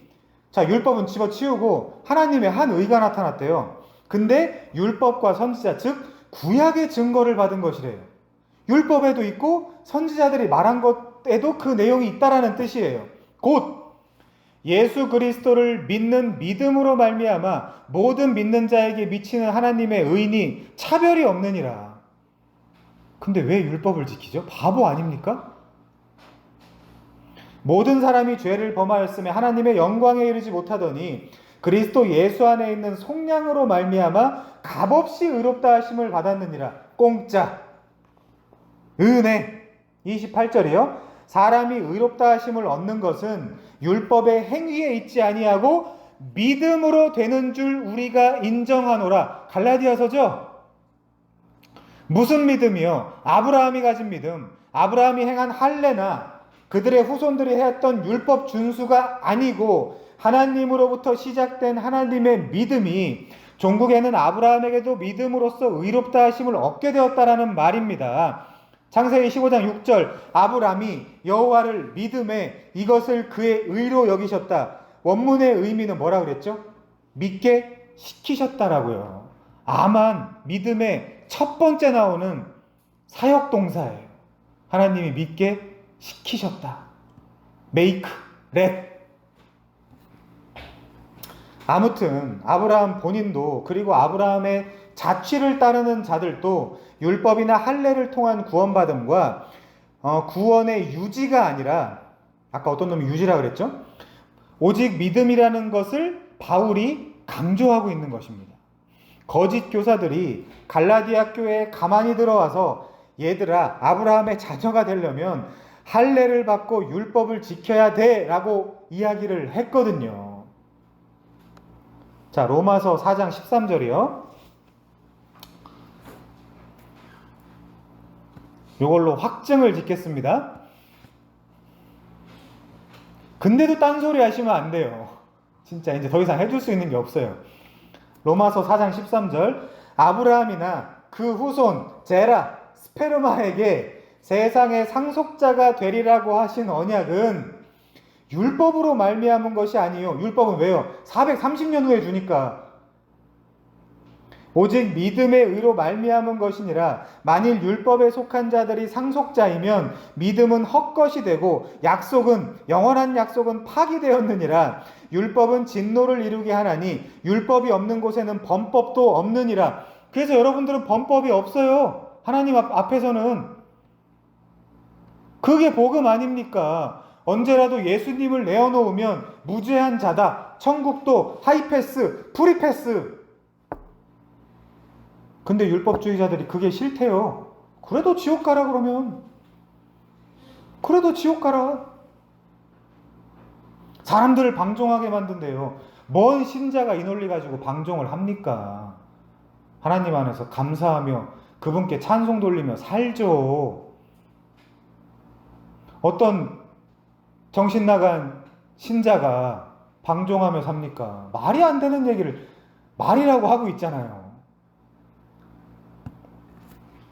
하나님께서 아브라함과 맺은 언약을 파기하는 유일한 방법이 지금 여기서 뭐라고 합니까? 율법을 지키는 거라 그래요. 그쵸? 왜 그 짓을 하냔 말입니다. 율법에 속한 자들이 상속을 받고 유업을 받고 기업을 받는 것이라면 아까 다 나왔던 단어죠. 갈라디아서에서 믿음은 헛것이 되고 약속은 파기된다 그럽니다. 율법을 지키면 약속이 파기된다. 그러니까 율법을 지켜야 한다라고 주장을 하면서 그 아래에 아직도 앉아 있다면 멍청함을 떠나서 하나님의 뭘 사요? 진노를 산다니까요. 레이스 오브 갓. 하나님의 진노. 그거 뭐하러 사고 앉아있냔 말이에요. 어리석도다 갈라디아 사람들아. 너희가 성령을 받은 것이 듣고 믿음으로냐 아니면 율법의 행함으로냐. 어리석다 진짜. 왜 이렇게 말귀를 못 알아듣냐. 뭐하러 하나님의 진노를 사냔 말이에요. 뭐하러. 그것도 더 어려운 길에 가가지고. 그런데 그런 자들이 이 세상의 부지기수입니다. 율법을 외우지도 못하면서 자신은 율법을 지킬 수 있다라고 하는 망상에 사로잡혀 있어요. 완강하고 완고해서 아무리 말해도 알아듣지를 못합니다. 웃기는 논리죠. 율법이 없는 곳에는 범법함이 없어서 이제는 그리스도를 통해서 하나님의 자녀가 되고 하나님께서 자녀를 기르는 방식으로 우리를 대하시기 때문에 법적 관계가 아니라는 것을 아예 알아듣지도 못하고 알아들을 마음도 없어 보여요. 구원을 받았을까요? 아니면 구원받은 척을 하고 있는 것은 아닐까요? 그건 제가 모르죠. 그러나 분명한 것은 성경의 원리와는 완전히 다른 길로 가고 있다는 것입니다. 노파심에 다시 말씀드리지만 착하게 살지 말라는 게 아니에요. 제가 왜 그런 미친 소리를 하겠습니까? 율법에는 영원한 하나님의 거룩하시고 선하신 성품과 속성이 그대로 녹아 있어요. 성령을 따라 사는 자들은 율법에 명기된 하나님의 성품이 날로 나타나게 되어 있습니다. 그러나 이 논리가 너더러 율법을 지켜서 구원도 받고 구원도 유지해라 라고 갈 수는 없어요. 그거는 말이 안 됩니다. 구원은 오직 아브라함에게 주신 하나님의 영원한 언약에 있습니다. 그리고 그 언약의 핵심은 주 예수 그리스도예요. 주 예수 그리스도, 한 자손, 한 후손인 주 예수 그리스도의 오심으로 아브라함의 언약이 이제 성취되었어요. 더 이상 사람들의 이름을 이야기하지 않아요. 그게 어디에 써 있어요? 마태복음 1장의 족보잖아요. 예수께서 신적 수동태로 낳게 되시니라. 그 다음에 사람 이름 나옵니까? 안 나와요. 안 나와요. 이제 비로소 우리가 이분을 믿으면 우리는 이 완전한 언약, 아브라함의 언약의 근거에서 구원을 받습니다. 비로소 하늘의 별과 같고 땅의 티끌과 같은 천상의 허다한 무리가 드리는 예배에 참여할 특권을 얻는 거예요. 그 표 없으면 못 들어가요. 율법을 지킬 수 있다는 것도 율법을 지켜야 한다는 것도 오만입니다. 오만이에요. 저는 엄청난 독선을 봐요. 그들의 표정에서. 우리는 그 오만에서 벗어나야 하고 탈출해야 합니다. 우리가 의지해야 할 것은 오직 하나님의 영원한 약속밖에 없죠. 아브라함의 언약은 이렇게 성취됩니다. 우리 좀 보죠. 우리 지난번에도 봤지만 누가복음 1장 54절, 55절입니다.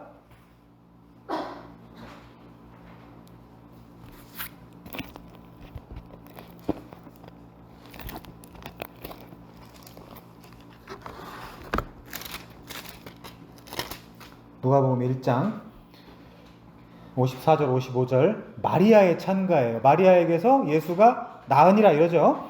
그종 이스라엘을 도우사 긍휼히 여기시고 기억하시되 짜카르, 신학적인 굉장히 중요한 언어라 그랬어요. 우리 조상에게 말씀하신 것과 같이 아브라함과 그 자손에게 영원히 하시리로다. 이 영원한 언약, 자, 72절. 우리 조상을 긍휼히 여기시며 그 거룩한 언약을 짝하르 기억하셨으니 그 뭐예요? 곧 우리 조상 아브라함에게 하신 맹세라. 그러면서 누가 태어납니까? 이 언약을 실제 성취하실 예수 그리스도께서 태어나시잖아요. 그러면서 새 시대가 열린단 말이에요. 근데 아직도 옛 시대, 옛날 시대로 돌아가서 율법은 지켜야 돼. 율법은 지켜줘야만 해. 왜 그런 미친 소리를 하고 앉아있는 거예요?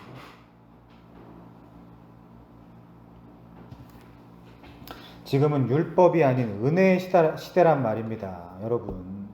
부디. 자, 이제 주애를 하지 않아도 다 이해하실 테니까 우리 본문 같이 보시고 마치겠습니다. 이제 설명할 필요도 없어요. 다음 주에 창세기 15, 17 좀 설명을 해야 되지만 갈라디아서 3장 15절부터 18절까지 한번 보세요. 자, 형제들아, 내가 사람의 예대로 말하노니 사람의 언약이라도 정한 후에는 아무도 패하거나 더하거나 하지 못하느니라. 이 약속들은 아브라함과 그 자손에게 말씀하신 것인데 여럿을 가리켜 그 자손들이라 하지 아니하시고 오직 한 사람을 가리켜 네 자손이라 하셨으니 곧 그리스도라. 내가 이것을 말하노니 하나님께서 미리 정하신 언약을, 영원한 언약을 430년 후에 생긴 율법이 폐기하지 못하고 그 약속을 헛되게 하지 못하리라. 헛되게 하지 못한다. 그때 율법 있지도 않았어요. 그때. 근데 헛되게 어떻게 하냐고요. 율법이. 18절. 만일 그 유업이 율법에서 난 것이면 약속에서 난 것이 아니니라. 그러나 하나님이 약속으로 말미암아 아브라함에게 주신 것이니라. 뭘요? 자손과 땅을. 고린도후서 6장 1절 2절에 이렇게 나와 있어요. 우리가 하나님과 함께 일하는 자로서 너희를 권하노니 하나님의 은혜를 헛되이 받지 마라. 이르시되 내가 은혜 베풀 때에 너에게 듣고 구원의 날에 너를 도왔다 하셨으니 보라 지금은 은혜 받을 만한 때요 보라 지금은 구원의 날이로다. 여러분, 바울을 이방인의 사도로 인정하고 저 또한 하나님과 함께 일하는 자로서 분명히 권합니다.